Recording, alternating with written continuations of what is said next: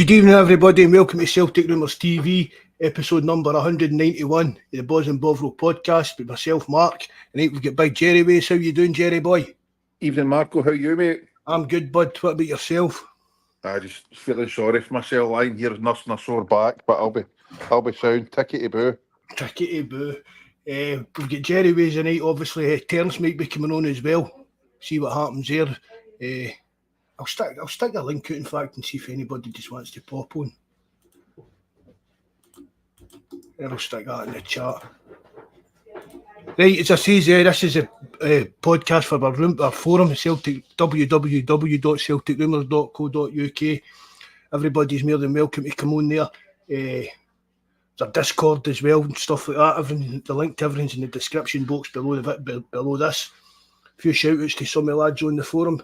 Obviously, Paul, Terrence, Jerry McGinn, old Tim Alloy, JFP, Mikey, wee John United Ireland. He was maybe coming on, but he wasn't got to be home for working time. He said, wee John's good. He didn't get much time to say anything other last week when he was on, but he said, John's always good when he does come on. Big Jabba, Kev, Malika, Welshie. Who have we got in the live chat? Obviously, Bobby was in first. I got turning on my PayPal. But evening, Brian, Grot Bags. G-Doc, nice to see you, mate. San Francisco, nice to see you as well. Hail, hail. Willie Mac, nice evening, Willie boy. I'll give you a wee message later on, Willie, mate. James Welsh, evening, James, nice to see you. That's Joe for the Discord and that, James Welsh. Jerry. Yeah, he's a good lad. Aye. That's everybody that's in there. Well, yesterday's game, the first half, I mean, we used to say it a lot last season, Jerry. It was a game of two halves. But yesterday was a prime example of it. First evening plunge, nice to see you. Robert Davey, hail, the boy from Dublin there. Thanks for coming in, mate. First half was diabolical, it really was. Considering, I mean, there was a lot of changes. Yep, definitely. I think I was going to say, possibly be expected with the amount of changes we've had. You're not going to get the same kind of structure in play. A lot of the boys hadn't played before. Like Thrusty came on the other night for a couple of minutes. Val, the boy at left back, first appearance. Welsh, Palmer. I don't know. I know that was too critical because it's Welsh's first game for Yonks, Palmer's first game, but Palmer didn't look interested at all. Same as Hitati. You're wanting to get minutes in either. I know McGregor wasn't at the races yesterday. However, I think you can give him a pass. I was surprised he was even in the squad, let alone starting the game. Yang was at least a wee bit more aggressive than Palmer when he was playing. Big Ida, good big touches and got the goals. But where do we start, Marco? I mean, we'll start with their first goal. Some goal right enough. You can't take it away. Right. They're G-Doc saying fair play to Falkirk. They gave it a go. I said it on my live chat during the game, G-Doc. I said, Falkirk, that's the best team you've faced so far this season. And then Rodgers came out and said the same thing.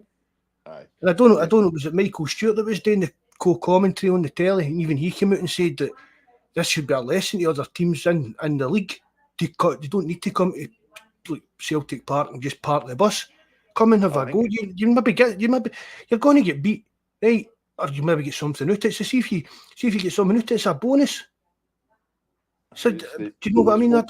It's just a Scottish mentality kind of thing. But I mean, definitely that's one of the best games against a Scottish team I've seen Celtic having. Although we were struggling, but I'm talking about an actual entertaining game to watch. Do you get what I mean? It was the best game in a long time for me. Yep, I think they were with McGlynn being at Celtic and were under Rodgers before. I think he was expecting them to come and have a go. I had seen Michael Stewart had spoke to Rodgers after an interview with Rodgers after the game, and he'd asked him about what his thoughts would be on the teams coming to play instead of parking the bus.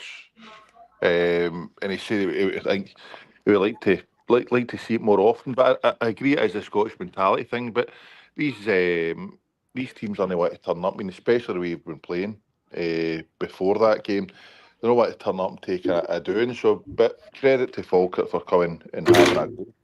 But with some strike for both their goals right enough, but I don't know if part of me thinks that the boys should have been a bit stronger. The boys should have been a bit stronger and maybe won the header, and I don't know if he chickened out, but Valles. aye, Aye. I but thought he looked off. He kind of lightweight a few times. scared. Maybe it's just Aye. getting.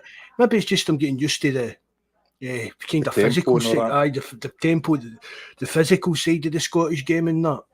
Yep. But as I say, Trusty was kind of similar as well. He didn't really want the ball, which isn't going to suit us. But as I say, the first goal, I thought he could maybe have done a bit better. The big boy for Falkirk, he could have. I mean, he did. You've seen it given before. He kind of grabs Valley as well and kind of throws him off balance. But you're looking for him to be a bit stronger. Wonderful strike, right enough. Falkirk had some right good chances. Scored a right good couple of goals. But as I say, we needed, as Roger said, we needed our starters to come on and change the game. But as I say, the first half wasn't really acceptable by the standards we've been setting so far. No, definitely. No, the first half was just that first half is one of the. That's probably one of the worst performances we've seen for Celtic. No, but you've made 8 changes. Aye, so but that's just it. But then again, is the squad as strong as we thought it was? Aye and no. I mean, it's hard to come in. I mean, none of the boys have played together any games. Falkirk's team would have been. I know they're a lot lesser level, but it is always harder just to. You've not been playing for weeks just to come in, and that's part of the problem with some of the players. We judge them too quickly. If they were maybe playing week in week out, you would see. But again, but it's a long season. We're going to need that squad. That's how I'm not going to Trusty Valley. You're not going to judge them too quick. I mean, Kuhn was written off last season by a lot, and look at the way he's performing now. Aye. Ida as well. A few people weren't near the moon that we got him, and did they think he was going to be able to hit water if he fell out a boat? And he done the business for us, and by and large he helped us massive in winning the league and the cup.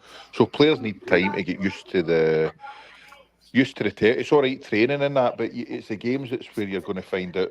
You need the games to be able to judge them. And none of these players had done any kind of pre-season with us. You've got to take that into account as well. Do you know what I mean? Guys like definitely 100%. like Valles, Trusty and that. Do you know what I mean? It's just even Big Ida. I mean, he was getting the odd minutes towards the end of his time at Norwich. I know they started in the first couple of pre-season friendlies, but towards the end he wasn't getting much game time or nothing. All that stuff was going on with the transfer. So his head was turned all summer. So you've got to look at it. The players have got to take maybe a few weeks to settle into know their roles and understand what Rodgers is wanting them to do on the park, and then even getting used to the Scottish game, as I said. I mean, that's the only thing I would say about the the boy from Barcelona, Valles. He just looked a bit lightweight. Right. He didn't have a stinker.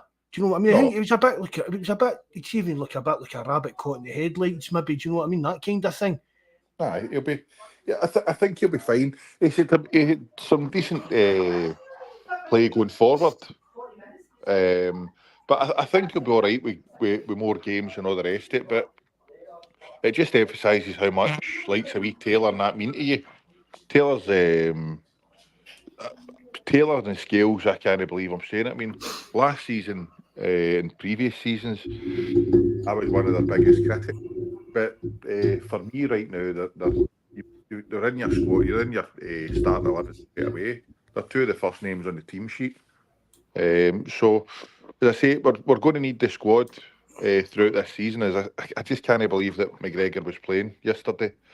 I definitely didn't think he'd be in that squad. Never mind starting and playing the game. But we'll move on. We'll wait and see. That's him back to playing 50-odd games a season now. Aye, hopefully, no, man. Take up a shout outs here, Jerry. Ian McIntosh, thanks for coming in, mate. Nice to see you. Plunge. I don't think I gave you a shout. Nice to see you in again, Plunge. Patrick McLaughlin as well. Cameron, nice to see you, Cameron. That's Philip Flop for the forum. They're tearing off. He's on posting. What's what? I've never even seen that. Evening, Terrence. How you doing, bud? I know. So I it's see you need to that give Terrence them. is saying that, but it looks Aye, as if CCV's been carrying a knock, didn't it? aye. So, somebody was saying he'd apparently been taking injections to get through games. Well, I know that even after the Champions League game the other night, he left a game with a moon boot on. Yep. Aye. So it's that doesn't fill you with confidence that he's going to see out this season, or he's not going to be out for a. If he's taking injections now, then it doesn't bode well for the rest of the season. So you're hoping one of your centre halves step up because Trusty and Scales are both left footers. Aye, So you're hoping Rocky have been Welsh. I'm not convinced. I think him and Palmer get nearer and nearer that exit door every time they play. But again, it really is hard just dipping somebody in and out and no getting a run of games. Terrence. I knew it was small, Mark. Aye. What's happening? Get him on, you know. There. I laugh every time I see that.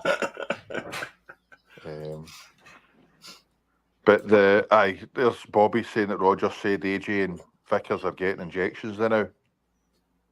Oh, AJ as well. Aye. I see that as a bit of a worry this early in the season. I mean, especially with Carter Vickers, because even in 420, nice to see you, buddy. It's, I mean, I've said that me and Mikey spoke about it a few times, and when we talk about how good and like how even maybe some people kind of maybe even overrate Carter Vickers, but you're only as good as the games you can play. Do you know what I mean? Yep. I mean, look, many games he missed a good chunk of last season injured as well, didn't he? Aye. Yep. But we sure noticed it when he wasn't there. Aye, that's definitely a bit of a worry that Carter Vickers does seem to pick up. Like Plunge is saying it's a metatarsal injury he's carrying. Rather than that calf that seems to go quite regular. But as I say, this is for Naroki and Welsh. Hopefully, we try to step up because there's a lot of games to be played this season. There's a massive chance there for somebody because Vickers isn't going to be playing every game this season. He's going to need to manage that. I mean, long term, that's something that needs to be kind of looked at. You can't have like one of your main centre backs and one like even one of your top earners. Do you know what I mean? Missing chunks every season. Right, but we're saying say the same thing last season. Say the exact same thing last season. But Scales is Trusty's not upgrading Scales for me. That's for sure. But it's definitely nothing about what we seen yesterday. Definitely no. No. But as I say, one game in, so they've got a full week to recover before we've got another hellish kick-off time on Saturday. I know. What's that all about? It'll be for Sky or TV or something, is it no? Yeah, well, it's on the channel that yesterday's game was on. So it's that Premier Sports, isn't it? I mean, is that they've got so many games this season? Is that what they're going to come up with every game? Pure crazy times. Do you know what I mean? Aye, it's no for me. Quarter to 6 on a Saturday night. It's brutal. It's only Perth, an hour up the road, but it's shit. But aye. So we'll go back to yesterday's game. The subs, what I mean, the transformation between last season and this season's fantastic. Bernardo again, he's I think he's a fantastic player, and I think that our midfield. I keep saying it. I think it's Hitate's going to be the bench warmer. As much as I love Hitate, I think it's our strongest three will be McGregor, Bernardo, and Engels. I think so. What do you make of? There's a few folk. I know we're not want to jump the gun too quick, and we're hard getting carried away. But a few people have said the right Engels is better than O'Reilly now. What's your opinion on that? he's a better all-round player, Jerry. As I said the other night, he's more a kind of box-to-box midfielder for me. He does better looking at the defensive department than Matt O'Reilly does. Mm-hmm. I mean, you know that. Do you know how I feel about felt about Matt O'Reilly? That's hard for me to kind of say that, but yeah. Well, I'll put it to this way, and I've said the same people are saying that Kuhn's going to be better for us than Jota. When you look back to what Jota was like when he first came in, you look back to what Matt O'Reilly was like when he first came in. Kuhn, I know he was poor first 6 months there, but it was obviously the kind of reason with this tooth stuff and all the weight he'd lost and stuff like that. But Kuhn came in even in January there, and he was more experienced than Jota was when he came in. Jota was only a B team player for Benfica. Do you know what I mean? Kuhn had played games in Austria and stuff like that. Aye. And so for me, Kuhn already is a bit at this stage of his Celtic career is a better player than Jota was at that stage of his Celtic career. And Engels is head and shoulders miles ahead of Matt O'Reilly when he first came into Celtic. Do you know what I mean? And I think I'm not saying it right now, as you say, it's only a few games in, but I will say by the end of the season, Engels will have forgot all about Matt O'Reilly. Do you know what I mean? Engels will be the man. Yep. He's going to help to take Celtic to a different level, 100%. He's a class act. But getting back to Kuhn, remember when we first signed him? I don't know who it was wheeled out that clown for Austria to say that he never had one good word to say about Kuhn. Basically said that he was rotten, he was inconsistent, he wasn't that very good, and didn't really see what Celtic would be interested in signing him for. Didn't understand why they would be interested in a player like Kuhn, and that they were happy to see him go. I can't believe it. I think the guy's class. And even when he first came in, we knew he was. A couple of games he played, you could see there was definitely a player in there. But he's all round plays fantastic. Left foot, right foot, whatever wing. I think he's just a hard working player, a cracking player. Keith Jack's on Australian. An Austrian accent. Aye, wouldn't surprise me that. But I agree with Brian. It'll be Engels or Kuhn will be the player of the year. Well, I'd agree with that. Aye. But as I say, Taylor and Scales have started the season fantastic. And again, what about what positions Taylor playing when he comes on? It's crazy, isn't it? It's crazy because at certain times you're sitting saying to yourself, what's he doing? And there, what's he doing there? At one point, I can't remember what game it was the other week, he was ended up on the right wing. Yep. But it seems to be kind of cutting in to help McGregor. Sitting in, helping McGregor there, but with a bit of the defensive stuff, even maybe letting McGregor, he's cutting in there to the CDM role, and that's letting McGregor push forward a bit. Aye. I mean, we need to get Greg Taylor's contract sorted out. We really do. Because even the way he's to let it go about this. What was that, Jay? I said it's really unusual for us to let any player, especially a first team player, get to this stage where. But it must be Taylor. It must be the Taylor camp. It must be the Taylor camp that's dragging their heels, I think.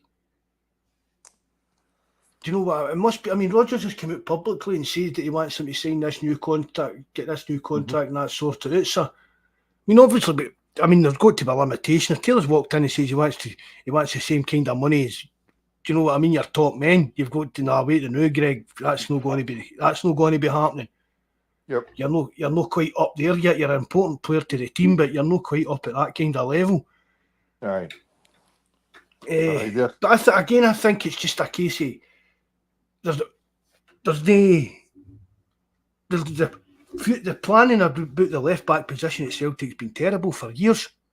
And this year, I mean, we're all happy about the transfer window and all that, but that left back position again is still a problem. One of them can talk to another club in a matter of 2 or 3 months. Another one's only on loan. Aye. So come next summer, realistically, they know we could be looking to be signing 2 left backs. Bernabei and Ballingolly, what are they up to? I don't know. Bernabei. think Bernaby scored for whoever it is he's with the other week, but you'll never see Bernaby in a Celtic strip again. Hopefully, God willing, no. But as I say, for Taylor, as I say, I wasn't a fan of him on Scales, but Taylor's seen off 3 or 4 left backs, and then if you're a player, or the manager says to you at the end of last season, whatever, look, you're not going to be playing as much, or you're not going to be my first choice left back or whatever, and then he's bringing in somebody on loan. I mean, it's definitely going to get your hackles up, but it's also if you've not signed that new contract, you're going to maybe say, right, I'm going to hold off and see how I get on here and what's happening, because he's at that stage. He's not going to be playing he's not going to be staying here to be back up to somebody. No, I said that months ago. Do you know what I mean? That's the thing about it. Is if Celtic go to replace Taylor, is he going to sign a new contract to be like the backup? Aye. I can't see that. No. I mean, even like a low-level pub league team would take a punt on Greg Taylor, I think. He's improving all the time. Aye. And look, if he'll come on leaps and bounds working under Rodgers and playing in these European games. But I say a left back and a goalkeeper's been our Achilles heel. But we've managed to find a top-class keeper. So here's hoping we can get another left back if Taylor goes. But he's not disgraced himself so far this season. No, and he'll be catching a few scouts and managers' eyes. Do you know what I mean? The way he's playing. Aye, definitely. So he's amazing. I'm saying this. He's very underrated. There a few of them going on about Palmer. Oh, He wouldn't get a game in the amateur team. That was a scandalous performance yesterday. Aye. I mean, really, you can forgive people from a bad game. Do you know what I mean? They were talking like Cal McGregor and that. You're expecting probably to run the show, but for just to not put any effort in, that's just no good enough. It really isn't. I mean, you said earlier there, Bobby saying there too, Yang done well. Yang done more in the first 5 minutes he was on than Palmer did in the full time he was on. Aye. Nah, Palmer's, I think we've said it before, if we had got a winger in, Palmer would have been away. Aye. And I think he knows that as well. I don't know if he's chucked his toys out the pram, but it's no work rate, no effort, no end product. He's not a winger. He's a bit slow. He's definitely not a winger. I don't know. I mean, I didn't really look that much into him when we did sign him. But it's like, I think for me, it's a bit like, I mean, Kyogo played his full career in Japan as a left winger, and he came out here and now he's a striker. Aye. Do you know what I mean? But he's not. As we've spoken about 100 times, he's just not that top level striker for me, anyway. And for me, Palmer, I said it after the first couple of games I seen him. For me, I'd play him more like in a kind of Rogic role. That's who kind of reminds me more like Tom Rogic. Do you know what I mean? Yep. There, Cell 88. Palmer is worse than Haksabanovic. I agree with that. At least Haksabanovic would come on and a wee impact sub, but Palmer, you get nada. Aye. And as I say, I think we're all just happy he signed for us rather than them. But now you wish he signed for them and never bothered with us. He's a wannabe Cristiano Ronaldo and he's worse than Mikey Johnson. No, Evan, I'm not talking about actually he's been as good a player as Rogic or that. I'm talking about like just that position. Because I mean, you want your wingers to have a bit of speed about them. Look at the speed of Maeda, look at the speed of Kuhn. So that's obviously what Rodgers is wanting his wingers to play like what he talks about, fast, a bit of power about them and stuff like that. And Palmer's definitely no fast. No. Early are saying his Rangers quality is not good enough for Celtic. Aye, I agree, mate. Definitely, 100%. But no, there's as you say, he wants. That's one of the words he's used. Power and pace. He's definitely not Rodgers signing a player. No, No Rodgers player. And as a winger, I mean, we talk about it a lot, like how Rodgers can improve a winger, but I don't know how improve a player, but I don't see how Rodgers could improve Palmer as a player out in the wing, because just for the simple reason that he's not got that kind of burst of speed. He needs to have the right attitude as well. Aye. But I think he'll be away in January. I definitely think he'll be away in January. Aye. Go to the Cell 88's channel, a wee foley, lads. Yeah, Bobby put the link in the chat. He's a wanker, no a winger. I don't know if anybody did somebody put it in the chat earlier on, just we were talking about the game yesterday. Did Engels his corners in that? I'm sure somebody mentioned it. Just the difference in quality. Do you know what I mean? He's even brought that to the team. Many times we've been sitting here talking about how garbage were crosses and were corners and set pieces into the boxer. Aye. Do you know what I mean? Engels is aye. This young guy's just come in and became the kind of conductor of the orchestra, you'd like to say. Aye. Do you know what I mean? He's just doing everything that needs to be done. Yep. So 11 million for somebody that can hit penalties is all right. Aye. He'll have same amount of goals as Tav Penn soon. Aye. Imagine we end up getting naked up with the amount of penalties. Imagine that was us getting in. We Engels would be top scorer in the league. Aye. But I know it's a lesser opposition, but big Ida took the goals well. And for the second one, what a touch it was. They set him up. He's looking back to as if he's coming back to better form, a bit of form. Just a matter of time. As we said earlier on, just the rustiness, a stop start pre-season at Norwich, just coming into late on in the window. If he'd signed Ida when the window first opened and stuff like that, he'd have come out the traps flying this summer. Aye. It just took him a few weeks to get himself up to scratch. You know what I mean? A goal in the Champions League, 2 goals yesterday. So, fair dues, man. Mm-hmm. Definitely. I know we're not wanting to get too carried out. I mean, it's hard not to after that European performance, but I seen on the Discord everybody was growing about the Dortmund. They've not started the season the greatest, but they're still 90% of that squad are still the same squad that done so well last season. So they're not going to be easy, that's for sure. And if we get a point over there, I think that's an outstanding. I think it'd be a fantastic result if we could get a point over there. 100%, and it could be a good time to get them.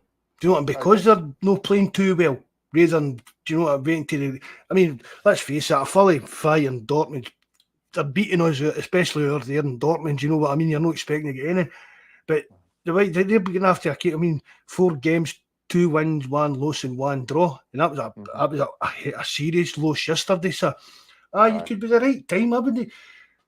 I don't think we'll get towed. Do you know what I mean? I've said that. I don't think we'll get towed anywhere in Europe this season. And with Dortmund, the way things are going, who knows? We could go there and steal a point. But I'm with you, Jerry. I'd be over the moon. We get going there and getting a point. See, the one thing, look, I'm trying not to get carried away, but the way we're playing now, I don't see many teams being able to outwork us. Maybe we're technically a bit better and we're a lot better. Knock the ball out, but work rate and all that, the way we work, we're fantastic. But Dortmund, they've lost that big boy that was up front from. He was a player. Aye. Whatever. Falkirk, aye. He came into the thing a bit late, but he's a handful and some striker. So they're no firing. Where did he go to?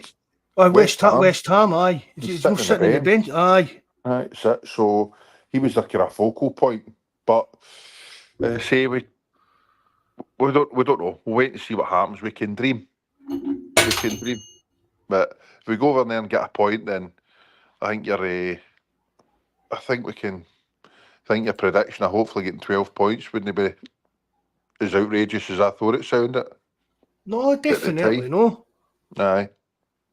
And as I've said, I keep saying it, like this kind of Champions League thing. It's really is. It's brilliant for Celtic. It's the best chance in years that we've actually had to progress. Did I send you that wee clip ping the day? I don't even know who was the guy talking about it on the telly saying the same thing. No. He's talking about like he's calling the middle class clubs, right? That's what he says, but he's not meaning that like that kind of middle class. The boy pulls him up about it, but I think his own BT Sports he's talking about it, or whatever it's called now, and he's saying that clubs like Celtic and like that Club Bruges and that. He says that this is ideal for his team because they've got so many games and there's no. It's all right, like Celtic if they get through like lower level pot one teams, but you could right away you're getting. As he says it used to be, you could end up and you're getting Real Madrid and Chelsea. Do you know what I mean? Teams like that, and right away that's you. You've not got a hope in hell of getting out of that, getting through in that group. Yep. I know this is definitely set up a lot better for us. And I remember at the time you said you were looking for. Realistically, you thought we could maybe get 12 points. And I think, what? After the performances we've been putting in previously in Europe, you get 12 points. But if you get, if we can get anything over in Dortmund, then it's no. I mean, Atalanta, I think they'll have a good chance they'll play us right off the park. But the rest of them, we'll wait and see what happens. The home games, you're looking to win your home games at least. Aye. Win our home games, and then see how we're set up. We'll just wait and see. But I think it's got the makings to win a right good season for us. Oh, definitely. Aye, the way things are sitting now. On and off the park. And I mean, let's not be kidding. Right, Dortmund and Atalanta, right, they're good teams, but do you know what I mean? But they're no, you wouldn't class any of them as like any of the super clubs. Do you know what I mean?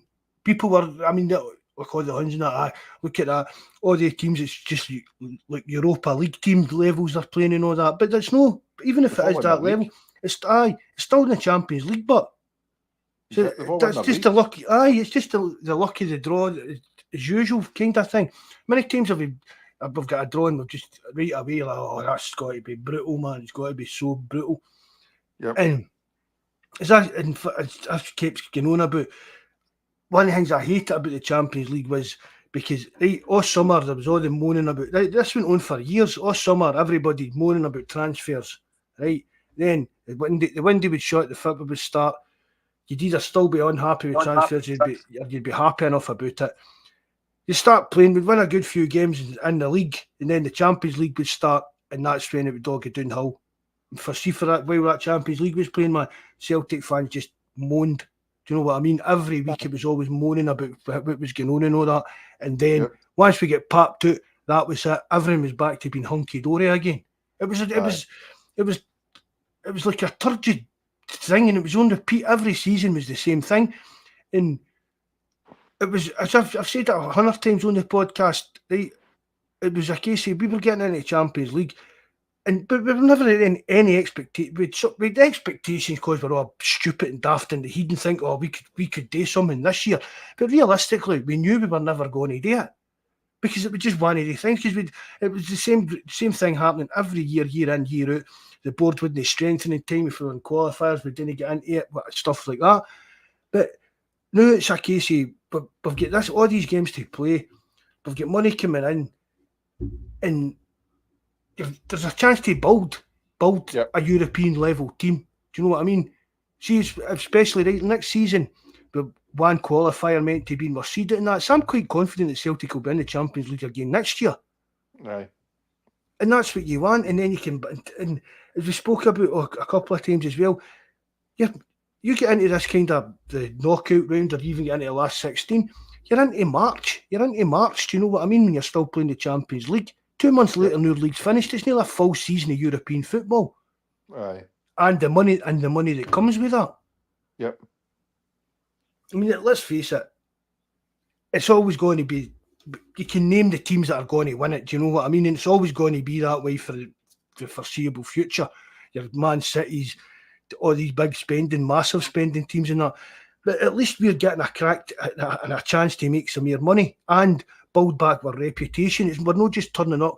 Many times, as I used to say, it's like some old Hoorstone and Sucky Hall Street. You'll just let somebody come up and pump you as long as they're paying you for it. That's what the Champions League was like for Celtic. But now under this new format, no, it's totally different. Yep. You play a couple of teams that are higher rated and you play a couple at the same level as you, and you play a couple of teams that are lower rated than you. Aye. No, that's fair dues. Fair comment, but I say it's nice that to be getting into these games with a wee bit of hope and think that we can maybe get something out of them, or maybe try and make a difference for previous years. But as I say, we'll wait and see. Wait and see what happens. I say the two German teams haven't started their season the greatest, but they'll no be mugs. And the same with Bruges. I don't think Bruges will be wouldn't be just as confident. I think it's a foregone conclusion. No, I wouldn't say. I'd say they're like your kind of level. Aye. Well, they've spent some amount of money. See, that's the thing I keep saying. See the amount of money they've spent over the last 4 or 5 years. It's frightening. They've spent. You've said that before, Jerry. They've spent an absolute fortune over the last 4 or 5 seasons. But they've played 8 games, won 4, drew 1, and lost 3. Mm-hmm. Sitting in fourth in their big boy after there is he? Aye. They're sitting 4th in their league. Aye. Well, we'll wait and see, mate. Wait and see. They're all Europa League, according to the Huns. But I mean, in a way, they kind of, into some of them are. Do you know what I mean? Bruges, it's like Leipzig, Dortmund, no, Atalanta. I mean, Atalanta last season, what a team they were.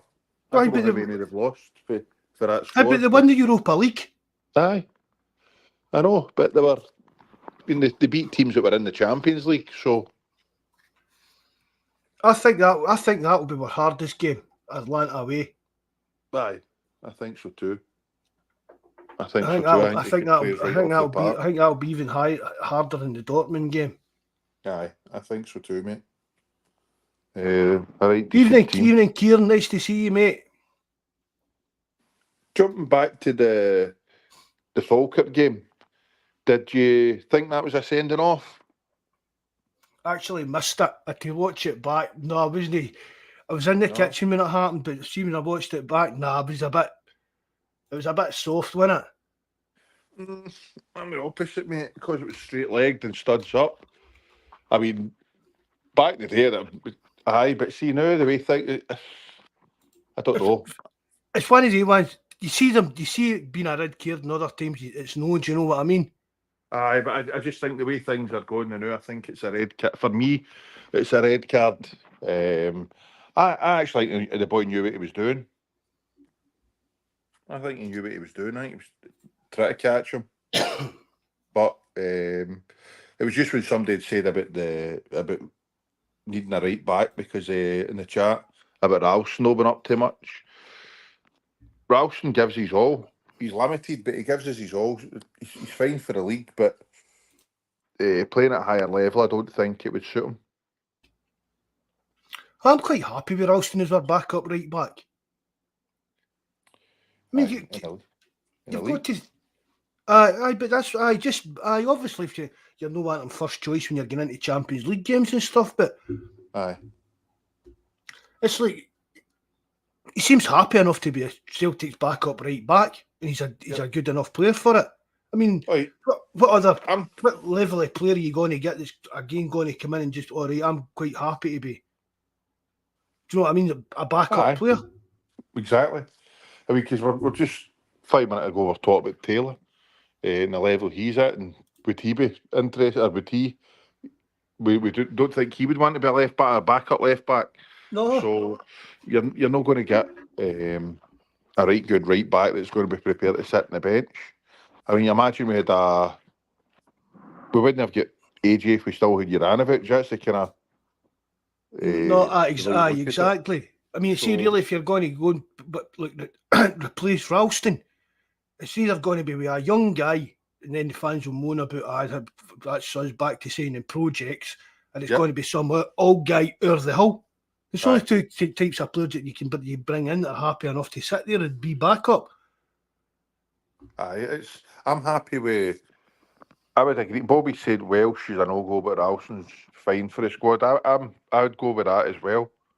I just don't think Welsh, for me, he's had a lot of chances, and then he's had spells that he's playing. I just think it's maybe time for that boy to get in the Mikey Johnstone route and go and get games elsewhere. Aye, definitely. I mean, I've spoke about it before. I can't believe there was teams in Italy and that scouting him. I know, and you wonder what they're looking at that we're no, but Aye. Was it the Hibs game, man? He was atrocious. Welsh. He's a garbage in every game. Well, you're straight to the point. Aye, okay, then he was garbage. He's garbage majority of the games. Aye. I mean, he's never going to be. I mean, he must be about 24 or so, 25 now. Aye. Yep. And he's not going to get any better for Celtic. No. 24. He turns 25 in January. Aye, no, it's time that boy's out playing. Aye. Week in, week out at his right level for him. Future captain Stephen Welsh. Aye. Aye. But I say Ralston's sound. I think Ralston realises he's dependable. In domestically he's sound. Domestically he's sound as a backup, no problem at all. He gives you his all. He's limited, but he gives you his all. And you can't have enough players like that round about your squad. No, we speak about the need to have players in and around the club that understand what it means to play for Celtic and stuff like that. And Ralston's one of them. Aye. I mean, Ralston will be a big personality in the dressing room. Aye, I don't think he'd be a shrinking violet, mate. No, definitely no. He's been there long enough. He's been round the block long enough for Celtic to be able to stand up and kind of have his say when he needs to say something. Yep. Aye. I think there's a lot more pressing problems in the team than Tony Ralston. Well, in the squad, But we're still. It's just. I mean, despite yesterday's performance, the squad it's still the strongest squad we've had in years. Still the strongest squad we've had in years. But I don't know. Good forward, as you say. Definitely the left back problem addressed. Whether getting Taylor tied down plus somebody else in, and then hopefully in January, no long to January, start looking for get a winger in, Martin. You can get back to the joys of the transfer window in the forum. Oh, don't, man. Still depresses me thinking about it. Grown men, it's good. That's the thing about it, Jerry. It's grown men. Do you know what I mean? It's just like, go and calm down, man. Go for a walk. Calm down. It's not a game of football. There's still 5 weeks in the window to go. And you know what I mean? Aye, we'll wait and see what happens going forward. But none of the youth players look as if they're going to get a sniff. No. I take it doesn't look as if they're. Well, maybe things had went a bit different yesterday. Who was it? Was in the bench? Donovan. I don't even. Who is that? You know, not a defender. Is it Colby Donovan or something, or Colby Donovan or something? I can't remember. But I think. But maybe if the game had went the way Rodgers was maybe expecting it to go. Do you know what I mean? Was maybe 2 or 3 up at half time, like you'd have gone. But I don't. I mean. It's a bit. I mean, we were sitting here the other night. We were talking about it, the team, and I mean, we said that we didn't think Rodgers would do, but we were like, just go for all these changes and stuff like that. But maybe it's a bit too much football manager I'm playing. But it didn't work for us yesterday anyway, didn't it? No. Or the changes. Aye. Nah, I know. Like somebody else, we were talking the last podcast about all the changes. And then it disrupts the team's flow when you make that many changes. And then I think somebody else had put, was it maybe in the forum or the Discord, about how Rodgers wouldn't change that many players because he's respect for, is it McGlynn? Aye. And I forgot that he was there and worked under Rodgers, and that they had quite a good relationship. But it's true. I think maybe no carried away, but just forgetting that they've still got a job to do. Although it's Falkirk, I think Falkirk are doing quite well, but it does disrupt what you're doing with the team. But we could afford to make at least four changes. You think 3 or 4 changes? It's not going to affect us massively. But I'm still amazed that McGregor played. However, there was no need for McGregor to play yesterday. No.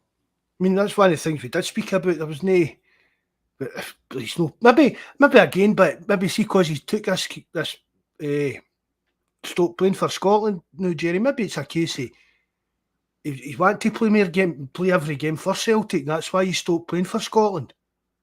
I know. But I mean, I seen that was it in the international week he was away to Spain for a couple of days. Aye. I mean, there was nothing in my eyes. It would have been if he was away with a couple of days off. Here's my own call phone. Hang on, I'll mute it. It would be nothing for me to take another couple of days off. Out to work. Unfortunately, I'll ding you at the new man. It doesn't matter. There was nothing stopping him going away for a couple of days again. Hold on, I think I've answered that. 2 seconds, Matt. I'll put this Aye, in no bother. Aye, sorry, on you go. Big Jerry's in call for his work. Just in case anybody's if he needs to go, we'll just need to end the podcast, I think. So it happens when you're in a big high pressure job with the local council. Marco, no, it's all right. It's a wee job out of my guy. I'll go later on. They gave me the woman's name. She sounds as if she's for the dark side, so she can wait. Sure, aye. No, aye, no, we'll carry on for a wee bit now.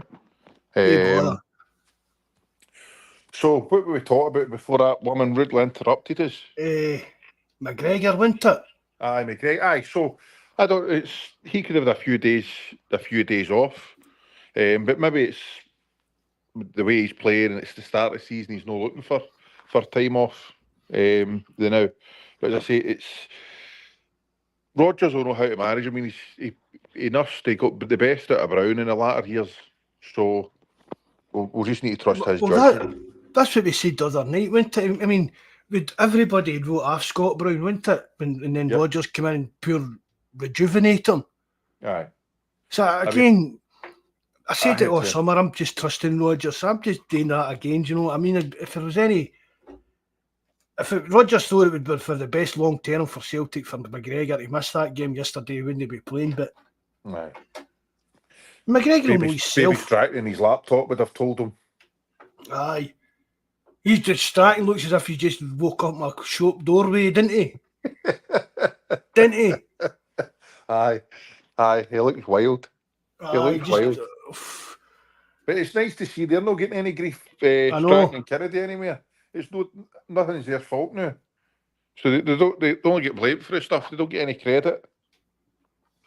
I mean, that Stratton turned down jobs as a manager down in England to stay as your kind of wee geeky tech stat guy. Aye. What about Hearts? Do you think they'll go for him? Who? Stratton. Young Stratton.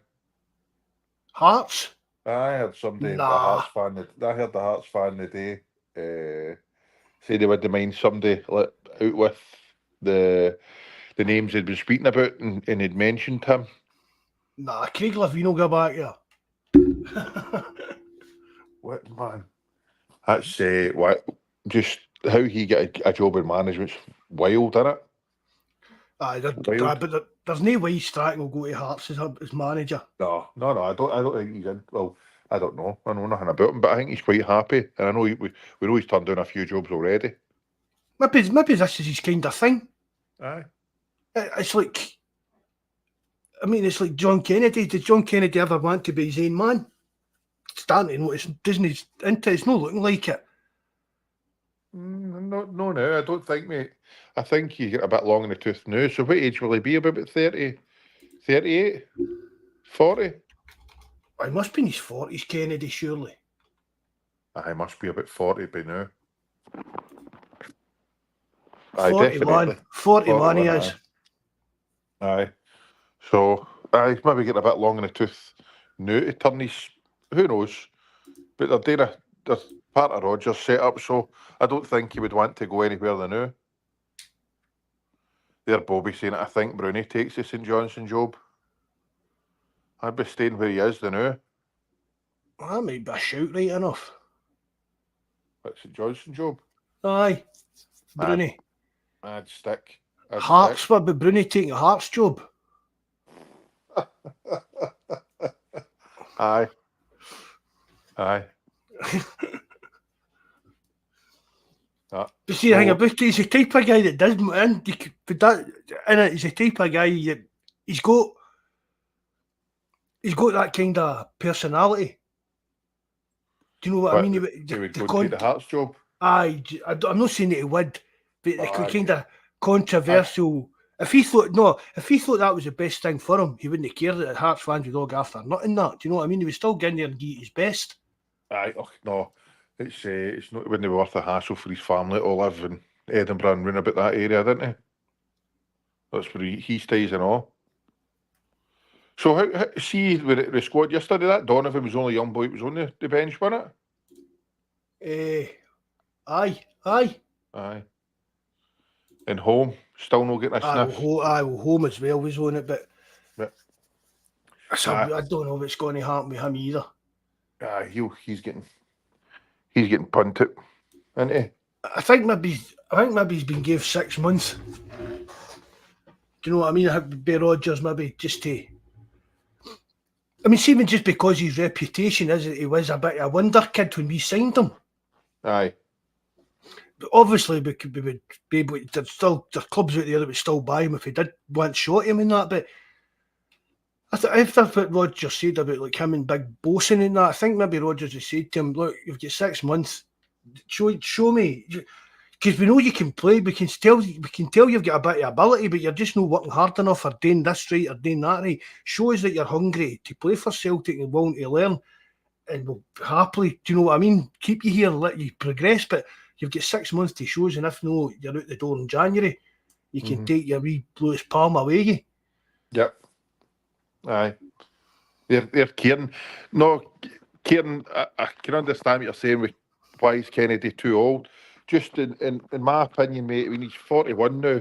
I know it's still young, but management-wise, he's no...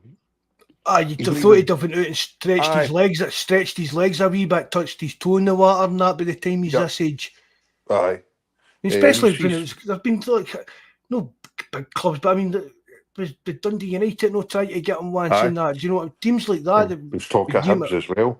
Give him a bit of time to like implement his plans and do what he wants and stuff like that. So I just think if he'd have went before now, especially with the amount of chopping and changing that's went on under the managers under Celtic. Aye. I mean, it must be decent if they've all wanted to keep him where he's at. Because at first we all thought it was a sympathy. I mean, the poor guy's his footballing career cut short, and we all thought it was a kind of sympathy thing that he was getting kept on. But Rodgers and even Ange and that, they weren't going to keep him about if he wasn't worth his salt in the job. No, definitely no. And I don't think he's a shrinking violet either. I don't think he would accept the shite standards. But I don't know if the couple of games that he had when Lennon left put him off. Maybe. I mean, because we all thought as well when he got that, we'll see what Kennedy can do. Look, when he's like his own man, but he just kept the players playing the way they had already been playing, which wasn't up to much. Aye. I mean, people as well will say, he's little spy in the changing room and stuff like that. But again, you're not working under all the different managers if because it would come out, there'd be things managers and players would work it out. Of course. Wait to know. So how did he find out about that? and it'd be sussed out. That's that Kennedy. He's snitching up the stairs. Do you know what I mean? Never. Ian, I agree with you. Celtic, he's a Celtic through and through, and that's a good enough reason for him to stay. If I was him, I wouldn't be going anywhere, that's for sure. I mean, it might be his dream job. As long as he's working for Celtic, maybe that's him. He's delighted. Yep. Aye. I've heard that people not as much new, but when things are going wrong and they're moaning about what does Kennedy do for earning his keep and stuff like that. But I mean, if other teams are wanting him in as manager, all the players, all the times we've spoken about, all the managers we've had that have kept him on, he must be a right good coach. And if it's like they'll say, it's a lack of ambition. Maybe his ambition is just, I love Celtic. I'm happy. I'm getting paid well. My family's happy. I'll be here for as long as Celtic want me. Exactly. And it's a case of maybe they looked after me when, after the way my career ended, the way it's sad to say, Bruni had said that Lawwell and Celtic looked after him when he was going through all this stuff with his sister. And I think that's one of the reasons that he never jumped ship when he had the chance to go down south and stayed here. Because you don't get a lot of loyalty in life, especially in working life anyway. So maybe he's thought this, where else is there to go after Celtic? And as I've said, there's no many going to bigger and better things than Celtic once they leave. Aye, he could leave and go to Dundee United, and then in 18 months' time he's out of job. Yep. And then then he's just done that merry-go-round, you know what I mean? Like your Craig Levines and stuff like that. Aye. Grass isn't always greener. No. I mean, obviously he's a good enough coach. Aye, definitely. Like, I mean, coaches only do what the manager tells them to do, but you still need to have that kind of rapport. And they're like the kind of the safety barriers of that between the players and the manager. Do you know what I mean? Kennedy will know a lot more about the players than Brendan Rodgers does. Aye. You know what I mean? Kennedy's still part of the wee gang and be sitting in and all that wee kind of wisecracks and stuff like that. But that's what you need, that kind of person in that. When you're at a club like Celtic, you need somebody that can relate to the players and keep that kind of distance to the man between them and the manager. Mm-hmm. 100%, definitely. What about the Hawks, man? It looks as if it's all went well for them staying at that stadium, so they can get restrictive views in their seats. Did you see these pictures? I know. Fantastic, yeah. I know, you'd be getting off your nut with that, wouldn't you? Aye. We'll make it easier for the poppy season for the abseiling after roof, though. But the sort of roof the abseil have, they folk won't be able to see it. Oh, you're joking. They'll be raging. Harder job for a sniper then, innit? Aye. Oh, well. It's good enough for them, my man. I wonder if they get a discount in their tickets for it. I don't know. No. Because it's restricted viewing. No. Watch the games the sniper position. Maybe get to see the other half. So there's some of there's some of the bits of your stadium, man. It's brutal to see the game. I know. Aye. But it's always good to joke at them. But they've spent all that money to improve things and all that. I mean, what have they got? An extra 600 seats. I mean, don't get us wrong. I saw pictures as well of some wee boy in a wheelchair putting up pictures of the new bit that they're in and that. And fair play to them, they've done cracking for them. Do you know what I mean? The guy says 40 odd years he's been sitting doing it some bit in all weathers, freezing cold, pouring the rain, snowing, sleet and hail and that. Do you know what I mean? And they've done this bit up for him, and it looks well smart. So fair play to them for doing that for the kind of disabled fans. Definitely. You might be able to get a ticket there, Marco. Aye, that'll be right, man. Aye. It's a shame. What about Ter there? He's posted again. Is he coming on? Is he able? No. I thought maybe he would jump on, and then I had a lovely meeting with the Bishop yesterday. But I think he's otherwise preoccupied tonight. Greg, I know wages yesterday. Aye, the freeze. Greg was up and all. So it was good. But Greg was out skinny dipping on a Monday night with the rest of the headbangers at that cold water therapy. They're there. I'd hate to disappoint you, Jerry, you know. Hello. Ter, Hello, lads. How are you all? this? Aye, we're good, Terrence. How are you? I'm good. I knew that picture would come back at some stage. Good to hear you, Ter. How are you keeping, lads? All right? Good, mate. Yourself? Yeah, all good now. All good, thank God. How's your wee one getting on at school? He's doing grand. It's just the missus is away for a few days, so he's up that little bit later than normal. She normally comes out around 7:30, like, you know. So my missus might beat to thinking she's 18 again, but sure, look, that's her own business. Lucky her, man. You're better off here, Ter. I wouldn't go there if I got a free ticket. Join the club, mate. I was 50 last week, so I was off in Alicante. That done me. Superb. Happy birthday. Glad to hear you made it back. This was a refined golfing trip. There was no debauchery in this. It was grand. Aye, I've heard that. I've got pals that do away golfing trips, and I don't even think they take their golf clubs.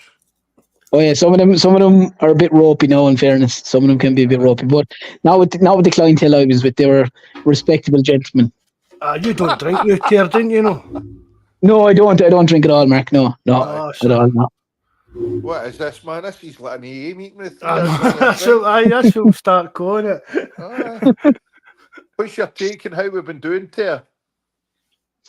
They've been, to be fair, they've been very impressive. I have to say, I know it's gone back a bit, but they kind of dragged the transfer part out. But like the lads that have come in, that Ingles fella looks serious quality.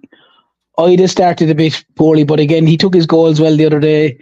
You know, I mean, to be fair, a lot of the players nearly nailed themselves down. I was listening to you there a while ago as well, kind of coming in and out, and I have to agree with you, Jerry. I thought Hitata the other day looked very lazy. Just like, even for the first goal, their midfielders, great finish. But if you watch it, Hitata doesn't make any attempt to kind of close him down. Neither does the American lad. But I would have said, you know, being a midfielder running, Hitata needs to try. Okay, he mightn't get there, but you have to show an effort to get there. There was none there. I thought he was poor, to be honest, the other day. And I mean, Bernardo, every time he plays, he impresses. So Hitata's place must be under pressure there. As good as Hitata is, it must be under pressure. And I wonder, was his head slightly turned with the whole Leicester stuff as well? A little bit like O'Reilly did after the time with the Atletico Madrid. Who knows? But yeah, look, it's been a fantastic start to the season. The Champions League game was a joy to watch. It was 5, and to be fair, only for their keeper, it could have been 8 or 9. Yep. You know, I think Carter Vickers, to be honest, is struggling a little bit. As you heard, again, I heard you saying, talking about the injuries, but for their goal, he plays a poor header. Then Taylor, who I like, made an appalling effort to clear it. And then their lad had a great finish. But, you know, look, it's been a dream start. I mean, Falkirk are probably the best side that they've played so far. In credit to Falkirk, I watched pretty much most of the game, and they were excellent. And they attacked Celtic, and you know. So look, I mean, more minutes in the legs, as you were saying as well, to some of the newer guys. That's probably needed as well. How they manage that's up to the management. But look, it's been a dream start, to be fair. I agree, mate. It's been a good start all round, and I think for me, Hitata he's a wonderful footballer, and he can thread the needle with passes all the time. Sometimes that's his downside. He's always trying to do that, thread the pass. But again, in Europe, I just don't think Hitata works as hard as the other three. Sometimes he can look a wee bit lethargic when he's running about. And sometimes he takes too many touches and loses the ball. And I think in Europe, that's who I think will be Bernardo, Engels, and Kalmak. Yeah, it's a great problem, but it's a very fair point that you've made there, Jerry, and a good point. You'll get away with that continually trying to play the one-touch pass straight through in the SPL. But if that happens at the higher level, the Champions League, there's times where you're doing that your men are already in front of you, and all of a sudden you try to play that pass and it's lost. You're going to be penal. You're going to be penalised because like the next two games, it's only my opinion. They're both away from home and against the UEFA Cup champions and Dortmund. I'd be like, if Celtic got anything out of those two games, I'd be over the moon. I don't expect it. I expected more to get results at home than away against those two sides. But hopefully I'm wrong. But I'm not holding out much hope, to be honest. I hope they play well, but I think those two sides are a little bit too strong for them. But Dortmund was the final of that European Cup last season, weren't they? They were in Champions League final, yeah. Champions League final, yeah, you know. We're playing the Champions League finalists and the UEFA Cup winners. And obviously, it's not often you can say that, but we're going to play the Champions League finalists, and we're hopefully taking something off them. Aye, we're not expecting it, but we're still want to go out there and try and make a good account of ourselves. And I'd rather play those two teams. Sorry, Jerry. I'd rather play those two teams away from home than at home. I know that sounds funny, but we're the way we're playing at home, and like you're playing young boys and one or two of the other teams, you could get a result at home. I think even if you played Dortmund at home, Celtic might struggle. So I don't know if that makes any sense. You know what I mean? You're trying to build up a momentum playing at home, turns into build up, kind of get Celtic Park back into that kind of fortress to people. Other teams don't want to come and play at Celtic Park, whereas we done put in that performance the other night, and it built up a wee bit of a reputation of people saw him, took notice. We don't want Dortmund coming into Celtic Park the next game and beating us, and that's that blew out the water. I do know what you mean when you're saying. You know, I'd rather be playing the likes of the young boys at Parkhead than having Dortmund at Parkhead and young boys in Switzerland. Yes. Because I feel even Dortmund at Parkhead, it'd be a monumental result to take anything out of it. And then obviously, you know, Celtic on the road aren't always the greatest, even against the lesser sides. Whereas I feel they're on a high now. Dortmund away, if they play well and they don't get the result, then fair enough. But you feel like when it's young boys at Parkhead, that you'd fancy Celtic's chances against them at home. That's the way I would look at it. And in this format, like most of the teams in Celtic's area level are going to probably lose 4 games in it. But if Celtic can win the majority of the home games, if Celtic can get 10 points, for argument's sake, from the home games, that's probably going to see them through. Like, yep, definitely. No, that's a good way to look at it, mate. Definitely. Well, some of these guys are kind of stats guys. Now they're saying that even 8 points could be enough to get you into the kind of knockout round. I think it's hard to judge what the kind of, do you know what I mean? After this season, you'll kind of get a feel for what the kind of minimum point requirement is. But you think 9 points, though, Mark. You'd think you'd have to get 9 points. Do you know what I mean? I think 8, you're dicing on it because you have 4 home games, 4 away games. If I'm right or something like that. You know, you need to be able to win at least 3 of them, and especially on the back of the performance that Celtic have put down. Especially on that performance alone, that has to give the players and the managers and everyone, okay, and the opposition, as you said, rightly said to Mark, when young boys and the other teams, I'm not sure who they're playing at home, when they come to look at that, they'll be going, oh God, you know, this place is rocking. That's what you want, and they also want to make it a very, very hostile place to come. The more I want to see it, I just wanted to make it to be a hostile place to come and play. Not ugly, but just hostile. That teams come and they know they're in a game. Do you know what I mean? I don't want anyone clapping. I don't know any Dortmund players, for argument's sake, or I don't want anyone clapping a Modric off the pitch after 70 minutes because he was an unbelievable game. Like bagpiping Barcelona up the Celtic way and stuff like that. I've said that 100 times. I mean, I'm like you, Terrence, don't go following like the Turks and stuff like that. But I mean, and I've said it before. Ibrox is a lot more intimidating atmosphere than Celtic is in a European night. We're it's like a carnival atmosphere at Celtic Park. But I'm not saying it's wrong, but it's a different type of atmosphere. I'd like it to be what you're saying, Terrence, a bit more hostile. Do you know, just a bit more edgy, to make them feel more uncomfortable. And not to be Tomas or congratulating the crowd from across the city. That's exactly what I was going to say, Mark. And to their credit, unfortunately, look at their coefficient over the last number of seasons. Like, they've been in 2 UEFA Cup finals, and Celtic have been in since the one in 2003. They have got to that basis by making Ibrox an uncomfortable place for any team to play, especially in Europe. And through very, very average players, but they've made it an uncomfortable place to come and play. And I just hope that Celtic can, I won't say have the same template, but it probably is the same template that they need. Something very, very similar, that they make it an uncomfortable place for players to come and play.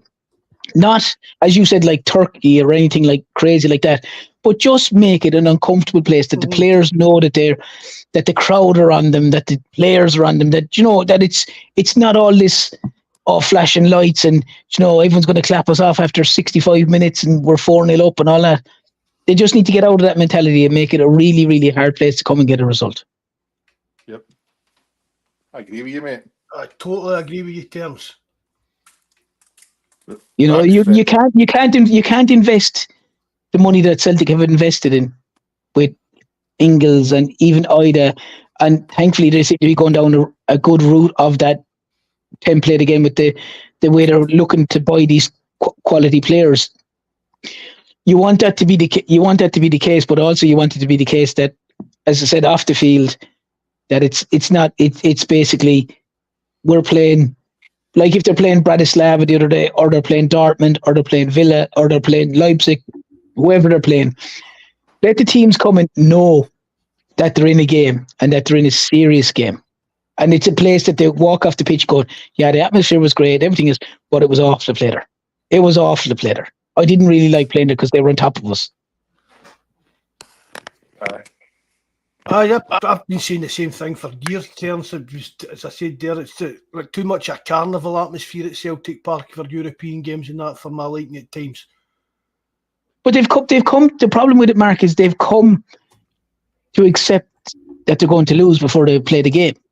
That seems to be the mentality that comes across before, because you draw Real Madrid, or you draw Barcelona, or you draw AC Milan, or you draw whoever, and all of a sudden it was like, oh, dude, look, we're going to be beaten. Give a good 20 minutes performance, then the other crowd score, then they score another one or two, and then, you know, it's like pass, no one doing anything. And as you said, people standing up and giving a, you know, standing ovation to players coming off the pitch, and the players saying, oh, it's a great place to play, it's brilliant, it's lovely. It's like that took Terrence, like it's kind of like a wee pat in the head. So like, yeah, the bit in Still Game where they end it with the wee ugly woman when she's going on the bus. Yes, You know what I mean? It's just like you're ruffling up here. There you go, wee man. Thanks for that. That was a great night we had out there, and you're like, oh no, stop this. Yeah, it's slightly off the subject, because what you're saying is the rugby team that I would have played with is in Greenfields, is the area it's in. It's Young Munsters in Greenfields, and it was known because Munsters back in the day were a horrible team to play against. They were the senior side now, the top team. They were unreal hard to play against, and it was known as the Killing Fields. That was one of the names. It was the Killing Fields, and it was in near Ballinacurr Gardens where I lived as well, and it was called the Garden of Get Somebody. They were the two nicknames that people had for it, or Jurassic Park or something like that. But what I'm saying is when teams came from down in Dublin, they were beaten before they got on the field. You know, they were beaten because they just knew what they were coming up against. And I just want to see Celtic turn Parkhead into what it was, say, under the Martin O'Neill times, where any team came, or even Gordon Strachan, to his credit, teams would come and they knew they were in a game. And, you know, and they never got away with a handy result. Your AC Milans, your Barcelonas, your Juventuses, these teams. Hopefully Celtic are just turning the corner on that and just going to make Parkhead a really, really uncomfortable place for opposition to come. And are you confident that Rodgers can do that? You've not been on for a while, Terrence, so you might as well get your thoughts on a few things, you know what I mean? Yeah, I am, Mark, because I think he's laid down the law. I think he's laid down the law, and he's quite simply said to the management or the powers to be at the time, if you want me to do this, I need you to do this. And now, as I said, they were a bit slow getting them in, but they've got players in. He seems to have in his head a very, very settled side. It's now a side that any of us could name. You could pretty much name the Celtic team now, which was like when Rodgers was there before. You could name it. You know, it's Schmeichel, you know, it's AJ, you know, it's Vickers, Scales, Taylor. The midfielders is pretty much McGregor, Ingles, and either Hatate and Bernardo. We can argue that one. Kuhn is nailed on. Maeda is nailed on. Kyogo's nailed on. And on top of that, now they've got a bench that looks quite strong, that looks like an effective game. I think come the January transfer window, I think Palma could be gone. He looks like he's, I don't know, Yang looked much better than him when he even came on the other night. He looked hungry. He looked, you know, he chased down the ball. He harried. He did everything. You've got Bernardo. You've got Hatate there. You know, you could argue that they maybe need one or two more players in. Whether that happens in January, it's another issue because if one or two injuries come. But yeah, I look. I like what Rodgers have done so far. I mean, considering they haven't conceded a goal in the league, or I don't think they have anyway. I know they conceded 2 the other night, but I don't think they've conceded in the league as of yet. No, not yet. Not yet. So I look. I mean, everything looks rosy. And to be honest, Mark, Rodgers looks even a different person on the sideline from what I've seen. I know that sounds funny, but he nearly looks. Dare I say it, he nearly looks a bit more aggressive on the sideline. He's not so much, you know, kind of calm and quiet and thing. And look, he's obviously got the whole everything behind the scenes, Mark. Them all singing off the same hymn sheet with Kennedy and Strachan and the strength and conditioning coaches and the physios and everything that's there. So look, I mean, you can't fault the guy for what he's done so far. I mean, it's, you know, he's done what he's been asked to do, and he can't really do an awful lot more. His maximum points, won the first game in the Champions League, through to the semi-final of the League Cup. You know, there isn't really much more. This time last year, we were out of the League Cup. We were in Europe, but we were probably, you know, we knew we weren't probably going to be doing a huge amount. We probably lost the first game at this stage. Probably got a hiding. So I think he's done very, very well so far, and he's beaten what's been put in front of him. He's passed it with flying marks in my opinion so far. It's good to hear you so positive, Ter. I know you were a wee bit down during the summer or the transfer, dragging on and that, weren't you? I was, Mark, from the point of view that I felt some of it was a little bit unnecessary. Like the Ida one to me was a little bit unnecessary, because it's like, you know, they knew what he could do. So, as I said, like his goals in the league and in the cup got Celtic 40 million, maybe more. So for me to say he can prove that he can do it, especially in Scotland. So for me, the 8 million, even though I've heard people say, I think that they said that they thought it was an awful lot of money.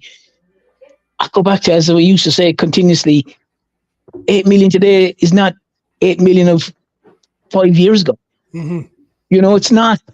There's players go for 100 million regulars clockwork now. Some of them bang average. So, but, I mean, even down to that, Terrence, it's like, if it's £8 million, if that's whatever, I mean, people are Norwich this, Norwich that, right? But if you look at it from the other point of view, Norwich were quite entitled to hold out for whatever, if that was the price, do you know what I mean? £8.5 million. If that was the price they set, just the exact same way we were quite entitled to hold out for the 30 million for Matt O'Reilly. Exactly. And I have no problem Again, with what Norwich doing that. Like, I know what you're saying, Terrence. We knew what he could do. We know that he's going to score goals because he'd done it for the 6 months that he was here. And it's not as if we didn't have the money. We should have just we should have got that one over the line a lot quicker. The McCowan one as well. See if that was the plan. Why was he could have been in ages ago. Well? Aye. That young lad should have been in age ago. It was $1 million. And he looks a seriously good player as well. Those two guys should have been done and dusted early doors. Because the Ida one became because the Ida one and Bernardo as well. The Ida one became an unnecessarily complicated situation for no reason whatsoever. It was like Jota and Carter Vickers. They signed them on the last day of the season. Do you know, the last day of the window, the time when they knew it was 6.5 million. Do you know what I mean? Again, you've seen this player, you know what he does. Take the match day out, nearly out of it, Mark, where they're normally excellent. The manager's watching these guys day in, day out in training. Do you know, he knows he'd know it. Your man is playing good in the games, but he's a nightmare in training. I don't like him. He doesn't. That's fine. But you know that wasn't the case with Carter Vickers. You know it wasn't the case with Bernardo, Ida, Jota. So that side of it frustrated me when Celtic were dragging their heels. Do you know what I mean? Mm-hmm. Oh, definitely. And the problem with it, I think, Mark, as well, is as a Celtic fan, you're thinking, are they saying he's too much now? Are they saying he's too much, 8 million? And then you're kind of going, they are, aren't they? They're not going to pay 8 million for him. They're going to go for someone else now. Your head was kind of going, are Celtic going to go back to the way they normally are, looking for some fella for 3 or 4 million instead of paying the 8 million? Like the lad from Aberdeen, I think went for about 6.3, 6.5 million. Majowski. Yeah. You know, and again, they're quite entitled to ask for whatever they value the player as. You know, I don't have any issue. Like the as you said, the O'Reilly one, Mark. Celtic turned down maybe 4 or 5 bids from Atlanta, who were maybe 2 million shy of what Celtic valued them at. And fair play to Celtic for doing it. But you also have to go the other way. Teams will also say, no, we said 8 million. You can bid 6 million, but until you give us 8 million, you're not getting that player. Or until you get us 5 million, you're not getting that player. And as you said, you've said it here millions of times in this. It's if a team values a player at X, Y, or Z, that's their prerogative. If Celtic want them or any other team want them, you just pay what they ask. Simple as. Or you don't get the player. It's fairly black and white, like. Aye, I mean that is unless the player's going to force it through, which I think Ida kind of did. Well, I think that was a no-win situation, the Ida one, because he couldn't stay at Norwich. No, because the fans had turned on him. You know, he wanted to go to Celtic, and the fans had turned on him at Norwich. And I can understand why. If stuff was happening, that was happening. But Celtic shouldn't have put the player in that position. It should have been. That's a bit of a fair point as well, Terrence. And these kind of transfers, you've got to remember, especially when they're kind of younger guys. Do you know what I mean? It's like you've got to think about how it's affecting like the younger players and stuff like that when they're that kind of age and they don't know if it's going to work out and it's don't. Do you know what I mean? I'd have probably thought when he left Celtic, Rodgers had said to him, "Look, we'll be trying to sign you, basic." Do you know what I mean? And you're obviously, Ida's probably thinking, "Oh, this will be a formality." Do you know what I mean? This will be a case of right. I mean, it was that far out the door at Norwich. Do you know what I mean? It was probably he just thought to himself, "Oh, this is just a formality. Celtic will bid, meet the price, and that'll be back up in Scotland for pre-season." And it just didn't happen. Norwich just dug their heels in, and they're quite entitled to do that. Oh yeah, as I said I didn't have any issue with what Norwich did, and the other side of it, Mark, is Ida's. If Norwich had in their head, say, 6 million for Ida just beforehand, and he went to Celtic and he produced what he produced in Celtic. Mm-hmm. Aye. Any logical person will go, lads, we can comfortably add 2 million onto this. He's won Celtic 40 million by scoring vital goals in the league and scoring the winner in the cup final. Now, if Celtic don't think he's worth an extra 2 million, then they don't want him. And Matt O'Reilly, as I said, the Matt O'Reilly one was the same. Celtic said, no, it's 25 million, not 23 million. If you want Matt O'Reilly, you give us 25 million and the add-ons to 30 million. And Atlanta weren't willing to push that board out. Celtic done it for Ida, thankfully. And obviously Brighton done it for Matt O'Reilly. So, I'll be honest, Terrence, I said to you as well, I expect all along from to end up at Atlanta because they just kept coming in with bids and they were just, it was like they were playing a game of cat and mouse, really. That's what, just the same as we were doing with Norwich with Ida. Atlanta were playing it with us with Matt O'Reilly. And it was, but once they signed that, the other guy, you knew that was dead in the water. Do you know what I mean? It was a weird thing for Atlanta to spend so long chasing him, and then just to say, no, that's us. Then we're done. We're just going to sign this other guy.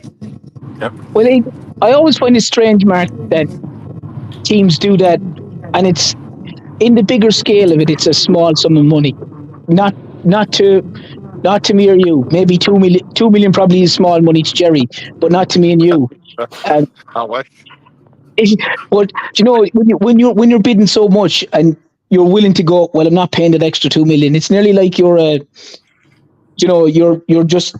a kid. No, it's my ball. I'm going home. I'm not doing any more. And I think they were calling Celtic's bluff, and obviously it backfired. And I think Celtic were trying to do the same with Ida, but thankfully, I think someone eventually went, look, lads, I assume it was Rodgers going, Michael, pay the 8.5 million. Because I felt, Mark, to be honest, if Celtic had messed up this transfer window with the likes of Ida, with the likes of Ingles, with the likes of McGowan, and one or two others, you could have seen Rodgers going, lads, I've had enough of this nonsense. Mm-hmm. And I wouldn't have blamed him this time, and everyone would have known why he would have gone this time. I don't think he would have gone. Well, I don't think he would have gone, but he would have gone at the end of the season, though. Aye, they've started looking for an out next summer, probably. I mean, that's his contract's up next summer anyway, isn't it? No, that's a 3-year deal he signed, wasn't it? I think so, yeah. Aye, it was a 3-year deal. But aye, we spoke about that, Terrence, during when it was all going on as well. You couldn't blame Rodgers for if he, again, no like creep him out in the middle of the night shot, but if he came out at the end and see, like if the window went the way a lot of people said it was going to end up.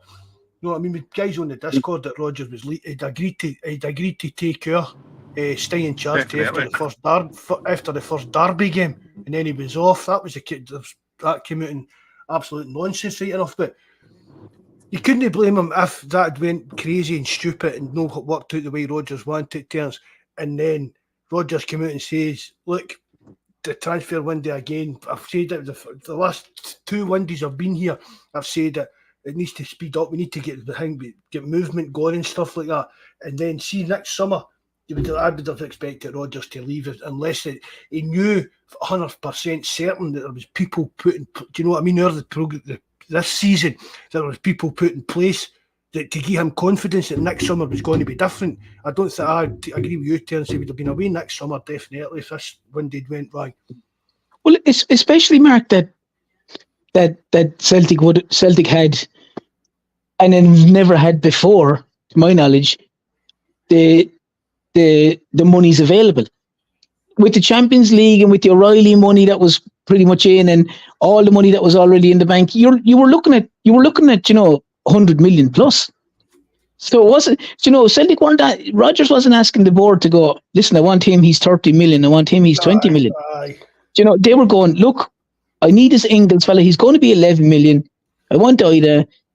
And we had said this, Mark, I had said this, and you had said it, and I know Jerry had said it as well, that if they get the 1 or 2 players that are the 8 to 10 millions, and then I don't have a problem with the McGowan coming in for 1 million, if they had bought McGowan and say Lennon Miller, for argument's sake, and they had bought Ida, and then they had bought Engels, and they'd bought that trusty fella, and brought in the lad from Barcelona on a loan and whatever, you'd go, I don't have a problem. Where the problem I had before was when Celtic's main signings were the £1 and £2 million players. Aye, the main signings were it's like it's as if he'd maybe went out that. I mean, I don't get it wrong. Lennon Miller would be a cracking signing for us.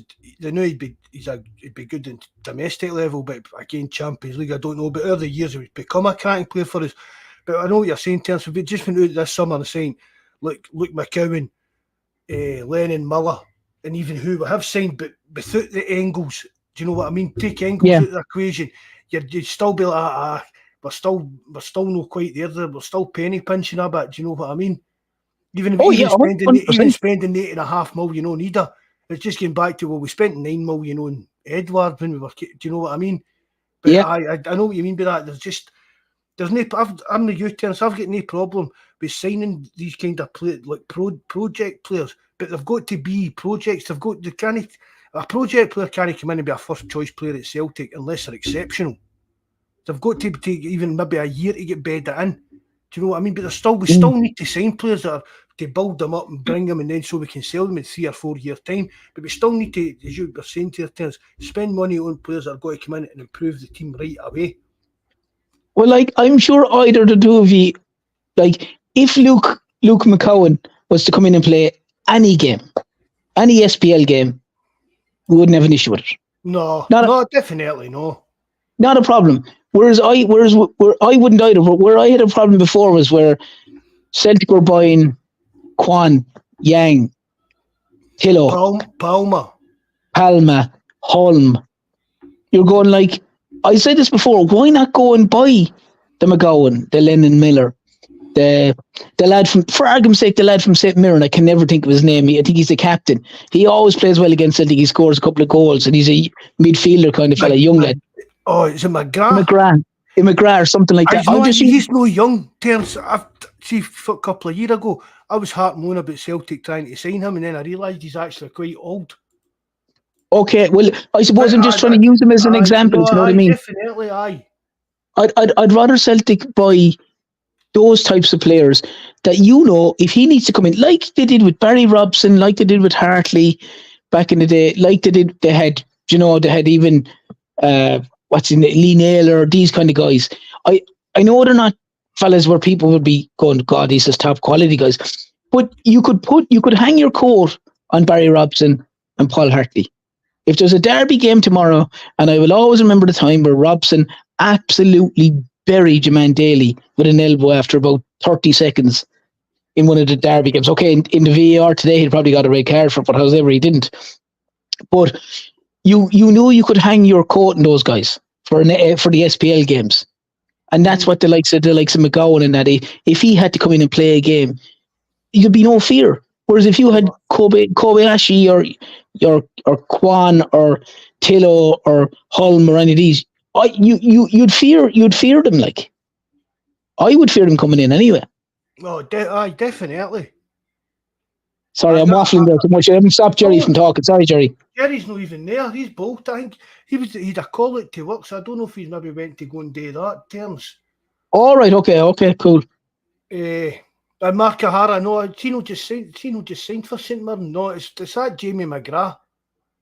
No, I don't think it's McGrath. I think Jamie McGrath, he's the Irish fella that's playing with Aberdeen. Jamie McGrath is definitely the Irish fella that plays with Aberdeen. I think it's O'Hara. I think O'Hara is the guy, the lad. If someone's put that in the live chat, it's no Terrence. It's Jamie McGrath. He's just he did play with St. Mirren. But isn't he gone to Aberdeen? He has now. I didn't know that till I've just looked him up. Yeah, he's the Irish lad. He's the Irish lad. He was with I think he was with Dundee. He was with Dundee United as well, I think, under Jim Goodwin, I think it was, when he was there, I think. But it's the O'Hara fella, maybe I have it's wrong. He's the St. Mirren captain guy, I think it is. And I'm just using him as an example. He always looked a seriously tidy player against Celtic.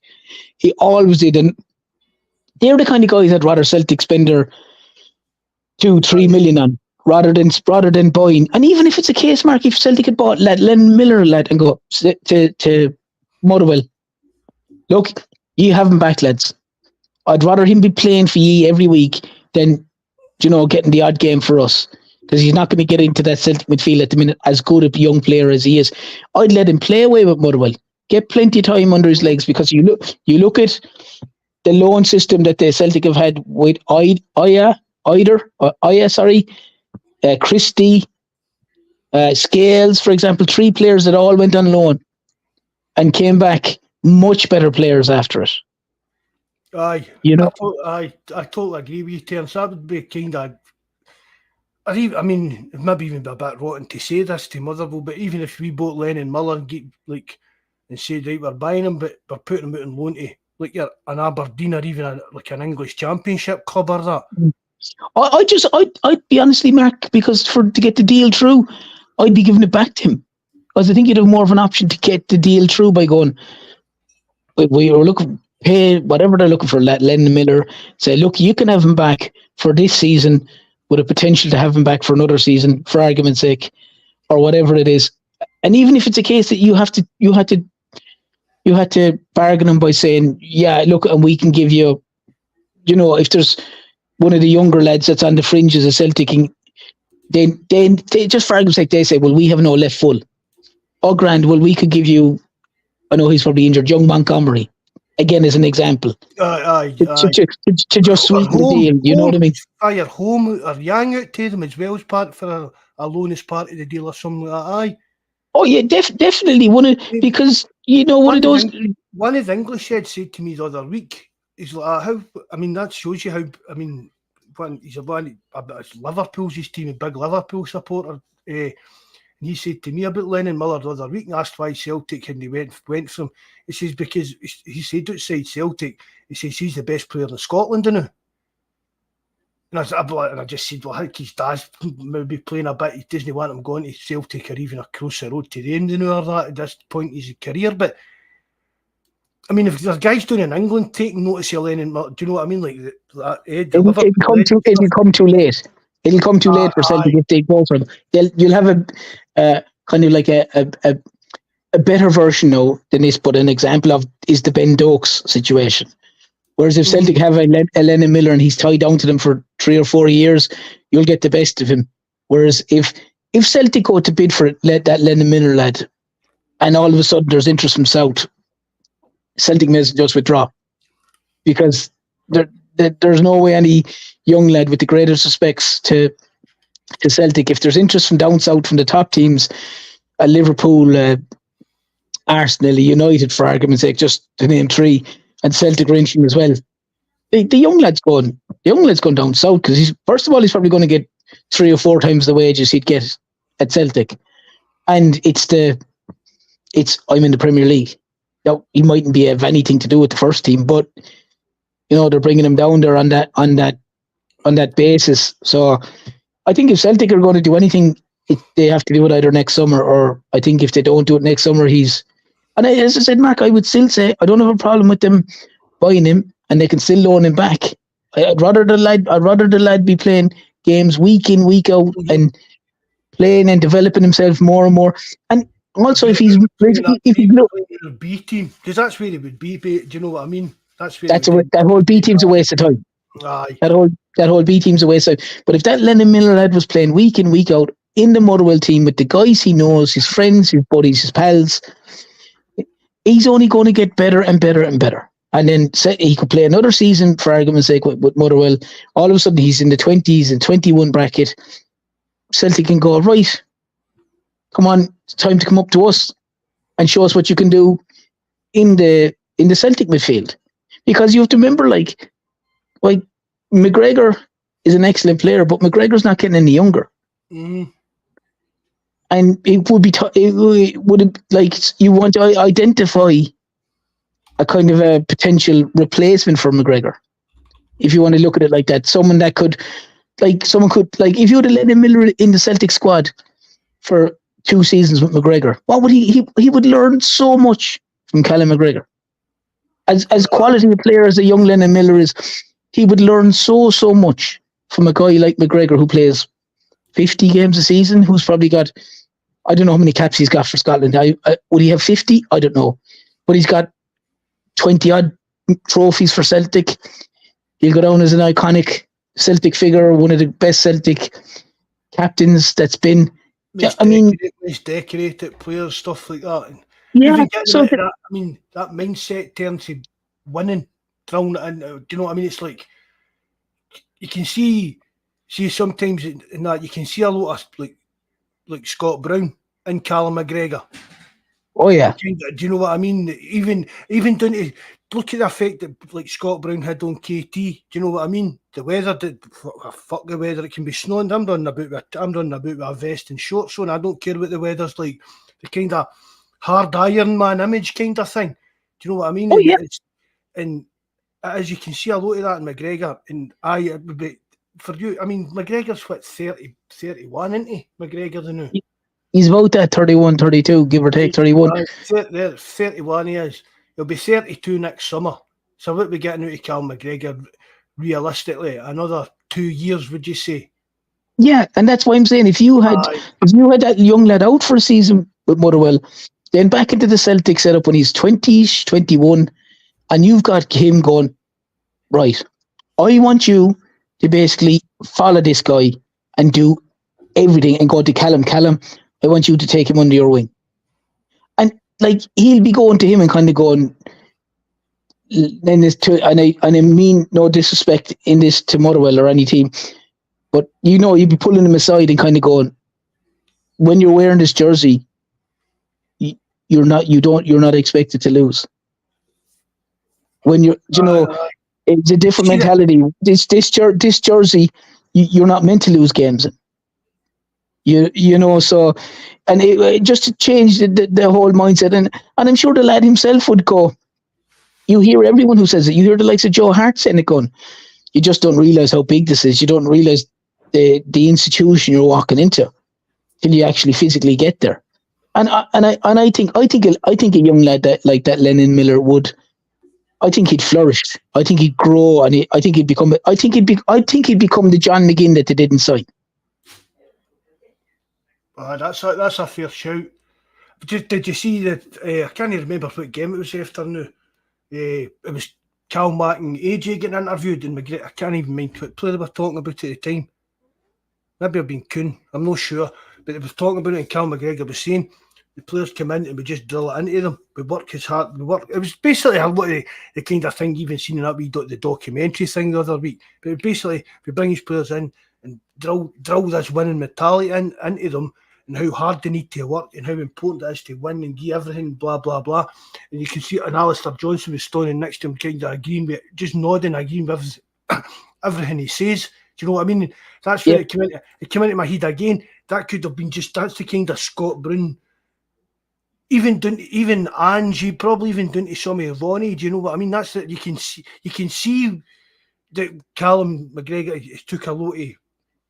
He's taking pieces from everyone. Aye, that's what I'm trying to say, Terrence. He seems to, when he's talking and that now, you can see that he's took pieces of, what we've heard from managers, what we've heard from like Scott Brown, and he's took bits of everything he's learnt for these people to make himself this like Celtic captain that isn't a Scott Brown, like kind of hard man swaggering about. He's a different type of captain. He's more like a kind of Paul McStay type of captain. Like, more on the ball and shouting and that, it's more a kind of leading by example. Yeah, and as you said, Mark, he's had the likes of a Scott Brown. He's been there with Rodgers. He's been there with Ronnie. He's been there with the Spurs manager. He's had. When you think back, the players in that he's played. I was just going to say Joe Hart. Like Joe Hart would have had a huge influence on McGregor. Joe Hart has 75 caps for England. Joe Hart at times had the captain's armband on. It was like another captain on the team. McGregor would have learned off Joe Hart as much as Joe Hart would have learned off McGregor. So as you said, Scott Brown was a huge influence on Callum McGregor. Do you know? I mean, there's probably tons of guys that you don't know. Like look at the backroom staff. Someone like Danny McGrain talking to Callum McGregor about being the captain of Celtic. Someone like John Clark talking about, if he was 7-year-old, do you know what I mean? Yeah, he was a ball boy, like. Aye. I mean, there are pictures here and there when he's 7 or 8-year-old running about with the Celtic youth team and being a ball boy and stuff like that. And this is Callum McGregor's living 60,000 people's dream most weeks. Millions You know, of people to the world, Terrence, do you know what I mean? But, It certainly in the stadium, he's running out as a ball boy before, and now he's running out not only as a Celtic player, but as a Celtic captain, as an iconic player, as a highly decorated player. Like, he understands what it is to have got to that level, and he understands what's accepted and what's not accepted at Celtic. And he has in his own right, along with a lot of other people, like even like Stevie Woods, when you hear the Joe Hart talking about Stevie Woods and Callum McGregor talking to him, they're drilling into these players, like you said with AJ Nodden, that losing is not acceptable. It's not expected, and it's not acceptable. You wear that jersey, you're not expected to lose. You're expected to put on a performance, you're expected to put on a show, you're there because you're the best. It's unacceptable to lose. It is completely unacceptable to lose. You know, it's the same thing. It's unacceptable to draw. 100%. You're expected to win every time. There's not many clubs in the world that is the kind of expectation. No, there's. The reason I'm saying it, I remember slightly off the mark watching a documentary about the All Blacks before, and Sean Fitzpatrick, who was a hooker for them and one of the best players that ever played rugby, a captain for years. And when he got his first caps, he was handed a jersey by one of the famous All Black players, and he was handed a jersey, and he goes, "You know, you're not expected to lose in this jersey. We don't lose in this jersey." And that's the same mentality that Callum McGregor is drilling in. Like I can guarantee you, the likes of Greg Taylor drills that into new players. I'd say Alistair Johnson drills it into new players. You know, there's probably other guys that have all come on board. That probably Liam Scales tries to drill it into players. I know he's not there as long, but like Greg Taylor's become an unbelievable leader on the pitch. An unbelievable leader on the pitch from what you can see. You know, I mean, he gets it. Johnson gets it. You know, McGregor 100% gets it. But they all like James Forrest gets it. You know, even the likes of Bernardo playing. He looks like he gets it. So a lot of these guys have seriously, in a sense, I don't want to say bought into it. That's the wrong terminology to use, but that's the only one I can think of at the minute. But they've all probably come in, and after a while, they're probably going like, "My God, I didn't think it was anything like this." This is, you know, you hear people coming out after their time at Celtic, Mark, and they don't describe it as a football club. They describe it as a way of life, as an institution, how much it means to so many people. It's not just 90 minutes. It's every second of every day, of every month, of every year. I look at it as a job now, do you know what I mean? It's what gets me out of my bed in the morning, do you know what I mean? Apart from doing the forum and doing like this kind of, what else have I got to go out of my bed for in the day? Oh yeah, well, you got to make Jack's breakfast, I'd say, imagine, first and foremost. But other than that, like, she starts at 5 o'clock every morning. Well, you got to get up then at 4:30, make the scrambled egg and toast and tea for her. Right, that'll be right. If she wakes me up before she goes out, I'll go nuts. I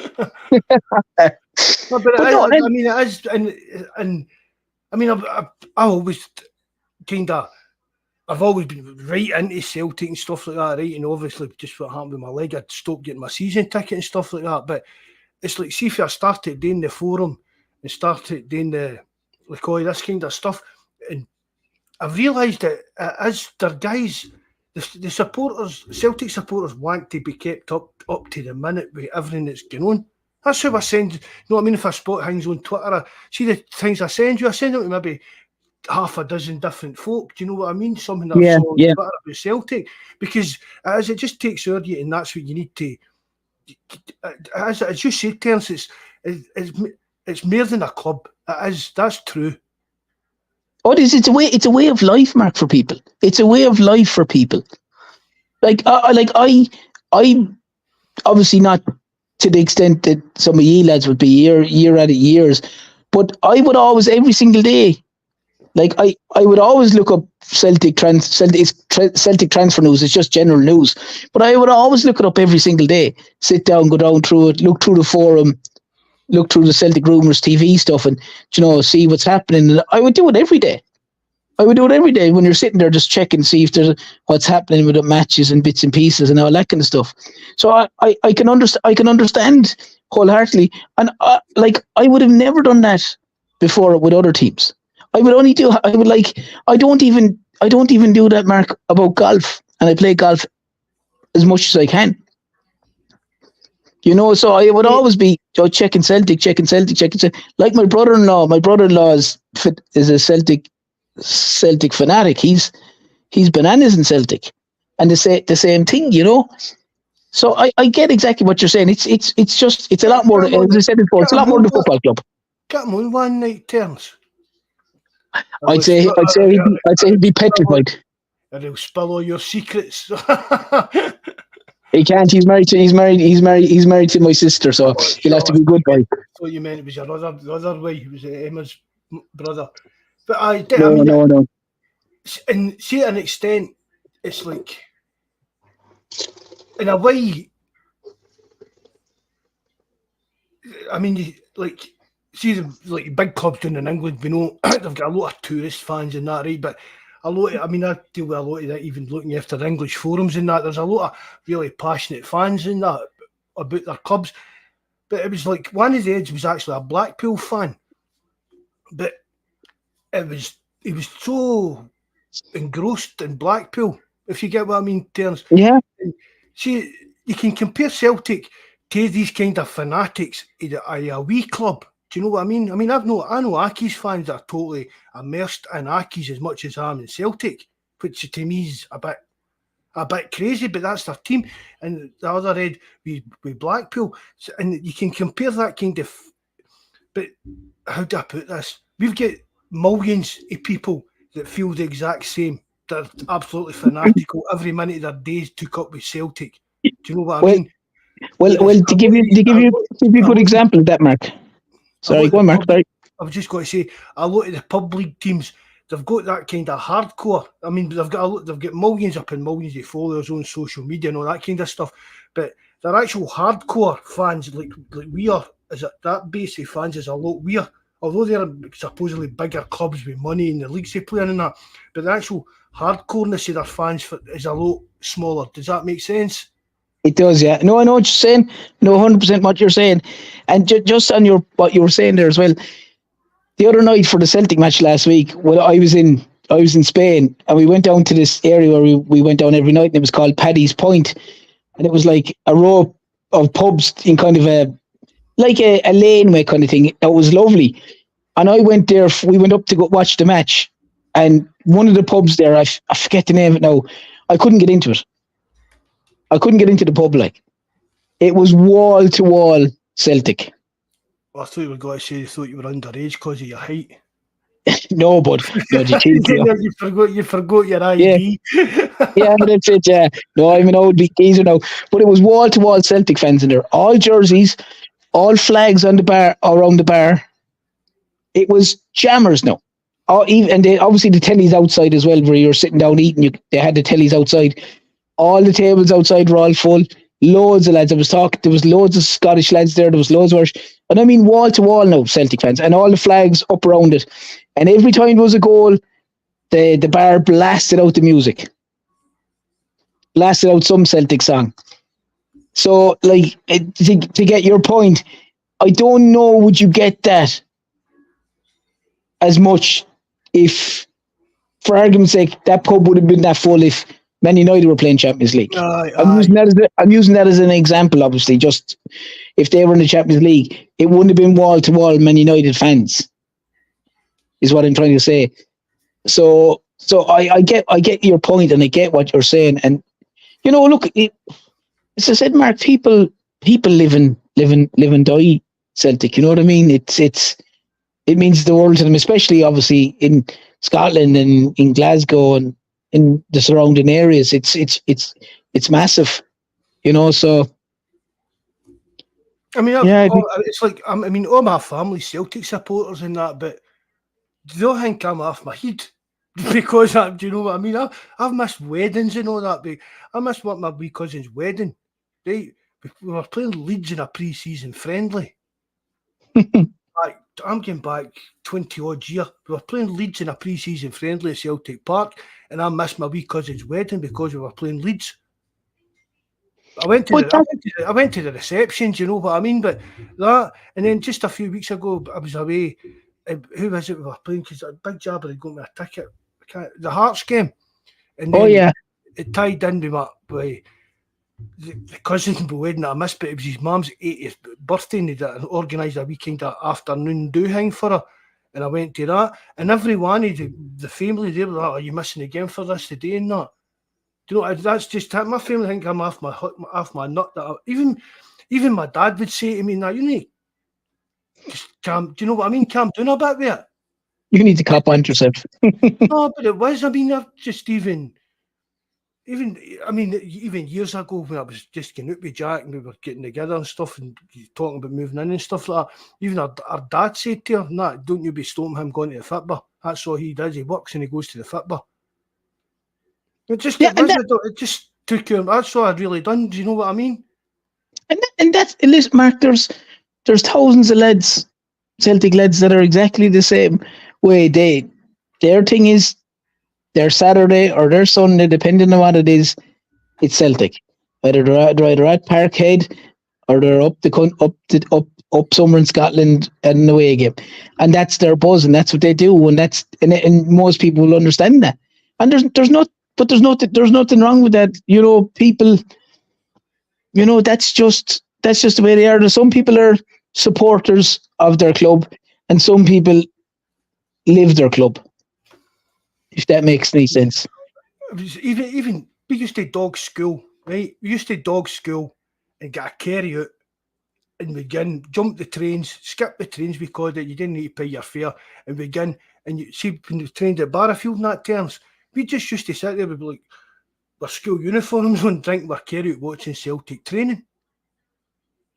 I'm getting back 30 odd year now. Do you know what I mean? When things like that was just normal, kind of a normal way of life. Even used to with my brother-in-law that I met Jack through. To be able to I'd be off work and that, and maybe getting into pay my pool. The day DeCanio signed for Celtic, right? I was off work and holiday, right? And I was getting into pay my pool's money in. We had to pay it. And I said to just to be a wee steward that I knew and that, and you hang about and that. There's a signing coming up. So because back then you could just buy a carry out and sit in the stairs of Celtic Park and wait to see what was happening. Slag Tosh McKinley's clays. Tosh McKinley's one of the worst dressed players ever. all that weird Versace stuff and all that kind of heavy designer gear and that. Used to give him pelters, man. Sitting there hanging with a bottle of buckfish, slagging Tosh McKinley's clays off and that. But it was different. I mean, it was different times, but it was great times. Celtic's, I can't imagine my life without Celtic. And that's that I can relate to that, Mark. I can relate to that because I would have done what you did there to a much less extent. I would have done this for my rugby club, Young Munsters. When I was younger growing up, I used to go out and watch the senior team training with my dad on a Tuesday and Thursday night. This was an amateur team, like, that my dad used to play for, my granddad played for, I wound up playing for eventually. But I used to go out and watch them training, the senior team, the first team training on a Tuesday and Thursday night out Derrynockan was the name of the place with my dad, like, under the lights. So I get what you mean. Like, every Saturday, someone said to me, "You go, no, what Young Munsters are playing? I'm going to Cork. I'm going to wherever it was. I'm going down here. I'm going there. I'm going to wherever it was. I'm going to watch Munsters playing." That was it. So I relate 100% to what you're saying with the Celtic thing. I would have been that way with my local rugby team when I was growing up. So I get it, and I'd still be I'm actually sitting here with a Young Munsters hoodie on me. So I I understand wholeheartedly where you're coming from. And look, what size is that? An 8 to 10? It's large actually. Oh, away you go. It's a fucking large. Oh, sorry, I'm swearing in line. It's a large to cheek here. No, I'm gonna get Jack to give you some kick into that leg one of the days. No, well, you said the sizes for the Sean South supporters club tops were quite right, and you said you bought a small boys. I bought a double XL and it was a bit tight on me. That's because you're a fat bastard. Well, you bought a small boy, so what does that say about you? No, I did not. I bought a medium, and it was too small of me, so I had to give it to the brother-in-law. My muscles were in the way. My muscles were in the way of it. Cracking tops, right enough. Strange Love, nice to see you. I don't know if you've been in there. I've never noticed you. Nice to see you, Strange Love. Thanks very much for coming in, bud. Yeah, I'm probably after boring the life off him now, with the life and times of Celtic or something there. We've probably gone off talking about football as opposed to talking about something else. I don't know.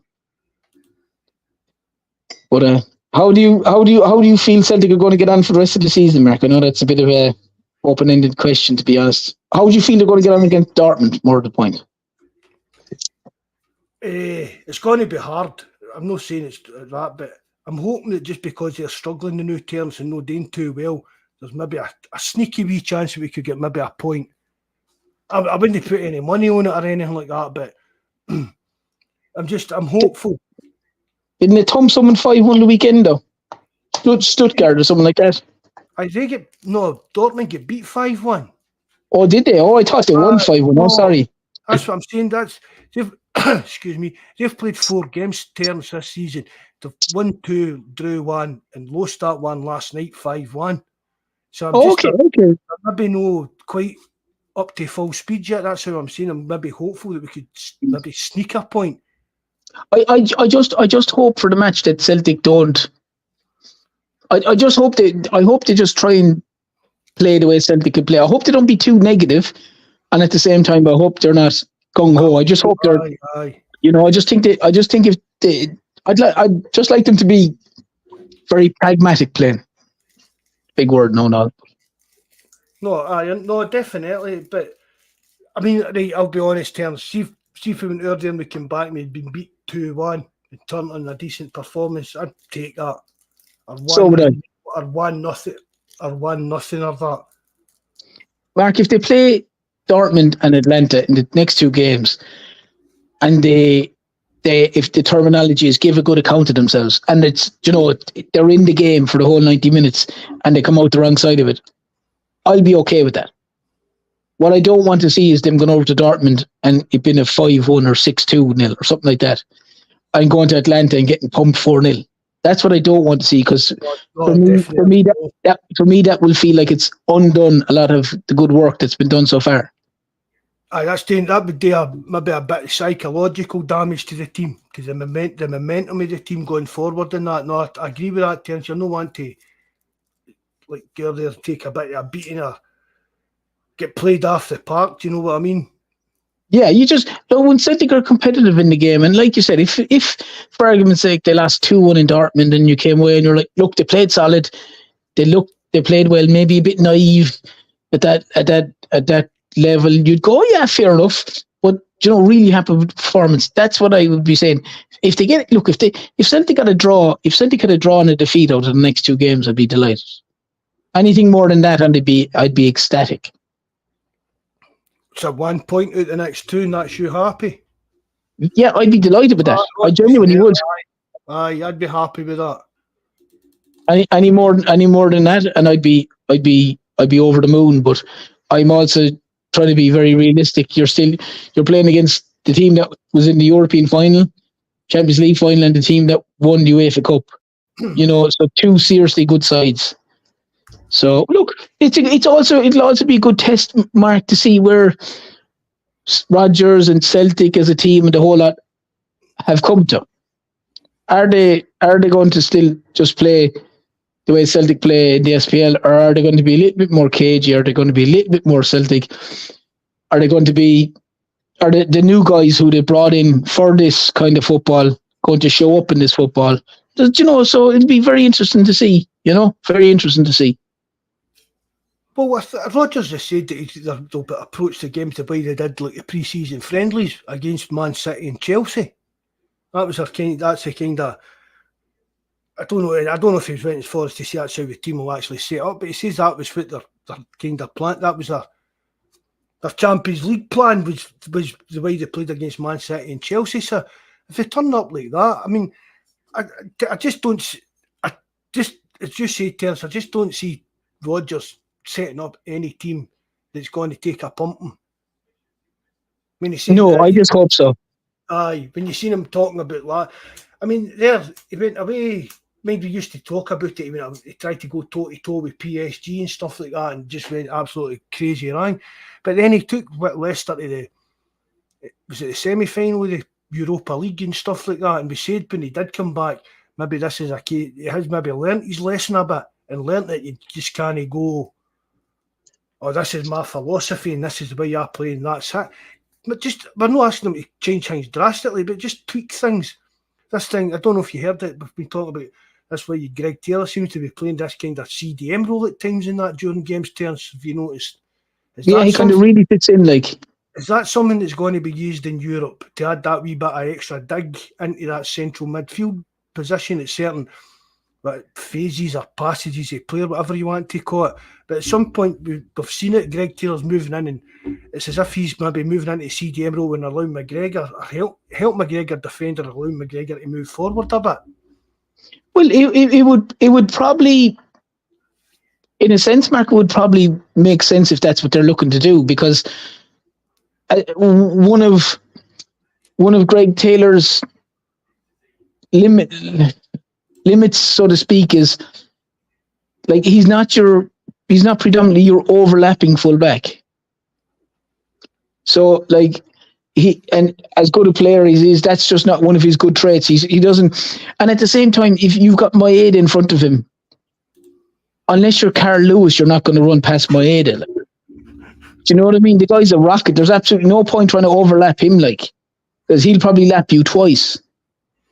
Do you know what I mean? Maybe they've just said, well, there's no point having an overlapping fullback on Maeda because he's too quick and that he plays his own way. Maybe they've decided, well, you know what? You can fill in here and make it a bit more awkward for him to play through the midfield or whatever way they want to do it. And as you said, allow Callum McGregor to just drift a little bit further forward. I understand what you're saying. You can see Taylor just moving in that little bit more. Maybe it's something that they have worked on, Mark, and something that they are working on. And so time will tell, and time will tell. But listen, they've got off to a dream start. Remember, there was somebody I don't know if they're still in the chat or whatever, but remember there was somebody used to come in here and talk about that Greg Taylor used to play as a CDM and Celtic should play him in there. Oh, I do remember someone said that before. Yeah, it's a fair play. I mean, it does look as if maybe that's a kind of tactic that Rodgers has worked on. Well, you see as well too. They may be implementing that, Mark, on the basis that now that they have Scales is a left footer. So if the ball is played out to the left side, at least he can still play as a left back position. If you know what I mean, if they go to a three at the back or whatever way they may deem it. If Taylor does drop in, so maybe that's given them the freedom to do that. Whereas before, obviously, when they had two right-footed players, maybe it was a bit more awkward. I don't know. That's just pure speculation. I don't have anything to back it up, but maybe there's something there in that. And maybe, as you said, Rodgers just wants to make it a little bit more awkward for teams, especially at the top level, to play through Celtic, because we know Celtic, in the sense that McGregor, as excellent a player he is, he's been found out too many times as that CDM. Especially at the kind of European level and that. Oh, I 100% just mean in the Europe, you know what I mean? You don't really massively need it in the SPL, but in Europe they've been found out and they've been cut out. And maybe it is the case that they're going, well, let's just push Greg in near him or beside him and give him that little bit of a comfort blanket, because obviously you're a fullback, you can tackle, and you just give that little bit of extra muscle in the middle. So maybe that is something they're doing. Well, it seems to be working, especially the way we've kind of dominated teams at the start of the season. Yeah, definitely, it certainly has. They're firing on all cylinders. I mean, you've got players that are. I just think as well, Mark, you've got players that are working. They're working very, very hard when they lose the ball now. Like even against Falkirk, in the second half when they brought on the subs, as soon as they lost the ball, they really worked hard. Like Kuhn worked hard, Yang worked hard, Bernardo worked hard, they all worked hard, really, really hard. It was 3 and 4 guys chasing down the ball and making it really uncomfortable for the argument is like Ida's goal to make it 3-2 literally 30 seconds after he scores or 20 seconds after he scores. Kuhn just straight in his face, closes him down straight away. Your man's under pressure, can't control it. Kuhn's in, bang, goal. Do you know, that's the kind of in your face kind of play that they would have had before, and they had kind of dropped off it. But you know, it's like that high press or whatever way you want to call it. But they're kind of hunting in packs when they lose the ball. It's nearly like you've 30 seconds to win the ball back, and that's it. So who's impressed you most, Terrence, out there? New signings, even throwing Kuhn into that. We'll count Kuhn in. Oh, he's been excellent. He has been excellent, Kuhn. In fairness, I always love a winger, Mark, that gets the ball, and for the majority of the time he's direct, and he's very direct. Like he always looks to go at the man as more times than not. He works really hard. That, you know, it just shows how sore that dentistry stuff was that he was in, that he was really suffering when he first came in, because it's chalk and cheese and a different player. Like, see people laughing about that kind of thing about this with his teeth. See if you look back, the first time that I ever heard of that, it was Van Persie. The same thing happened to Robin Van Persie in Clarence Seedorf. See if you look up Google, they at some point in their career they had problems with their teeth and had to get it sorted, and it kind of kicked on their. I don't understand it myself. I really don't. When people explained it to me, I was a bit. That sounds a bit as if you're chancing it, as if you're wanting a day off work for toothache kind of thing. But no, it seems to be a thing, this with toothache athletes. So, I mean, let's face it. I mean, we wrote him off right away, Terrence, after a couple of games, didn't we? I did 100%. I was going, is this what's going on here? Like, because he looked appalling. But like that, Mark, you know, the lads certainly proved me well wrong, and a lot of other people wrong. And you know, he's like, as I said, you named this, like the two wingers are Maeda and him, bar injury or bar arresting or whatever. You know, he's looked excellent. Engels looks real quality. You know, the guys come in. He's slotted into the team, Terrence, seamlessly, and it's as if you can see he's been playing there all along, like. And you can see now, Terrence, the kind of difference between if you're saying up, he needs a wee bit of time to settle in, he needs this, and if you see when you're buying that wee step up in quality, how seamlessly they can just come into the team and do their job. Oh yeah. I said, like, I mean, Mark, he's come in even something like, I know it's going to sound really funny, but even something like the way he took a penalty. He's not even looking at the ball. He's looking at the keeper, like. We spoke about that earlier on, Terrence. Even coming in, he's too care taking free kicks, he's too care taking corners, he's hitting penalties that just we've finally got a penalty taker that we can kind of rely on so far anyway. But it just shows you the difference of buying these kind of £2-3 million players and buying somebody like that. Do you know what I mean? It's a big unit too. You know, well, see that I said that it's like I always went on, but a lot of times, even when it was when we were struggling against Rangers in that terms, many times did I say it's kind of the physicality of the team that's missing in that midfield. We get out muscled. We were always getting out muscled in that midfield with big cluggers like that, Lundstrom and stuff like that. But I mean, that boy, he's some player, and as you say, Terrence, he's physical as well. He's added a bit of steel into our midfield, but he's also added skill and quality. Yeah, kind of different. I don't know. I'm not going to say different level for Matt O'Reilly, but he'll definitely become a better player than Matt O'Reilly for us. I've no doubt about that. Well, he's got, like, I mean, look, O'Reilly was an excellent player for Celtic. There's absolutely no doubt about it. But there's something about this guy. Mm-hmm. Mm-hmm. There's just something about him. He's one of those guys that it's like when you watch any sport, like the really, really good players always seem to have loads of time. And he always seems to have time. Whether he makes it for himself or with touches or movement or body strength or whatever. But he just looks a really, really accomplished footballer. And he looks like a guy, to me, Mark, who's extremely confident in his own ability. And his own, like as you said, he's come in and he's got penalty, yeah, I'll take that. Free kick, put over here. Corner, yeah, where do you want it? And he's gone in there and he's like, he's one of those guys that demands the ball and he gets up and down. Like, he's a real box-to-box midfielder. Like, he can tackle, he can pass, he can probably head the ball, but he's got a touch. He looks like he's an awful lot about him. And again, it's like you're paying the 11 million for the guy because the quality's there, and now you're just getting the quality out and developing it and making it better and making it better and making it better.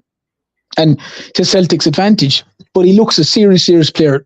And he looks very comfortable, Mark, in the Celtic environment. It's like what you just said there. If you didn't know him and you hadn't seen Celtic play, you'd assume he's been playing with Celtic for the last 2 or 3 seasons. Aye, definitely. And you wouldn't assume he's played 4 games, like. For me, that's 5 games of it. That's the sign of kind of a quality player, Terrence. If somebody can come into a team and just kind of seamlessly fit into it. I mean, but ages Engel's 21.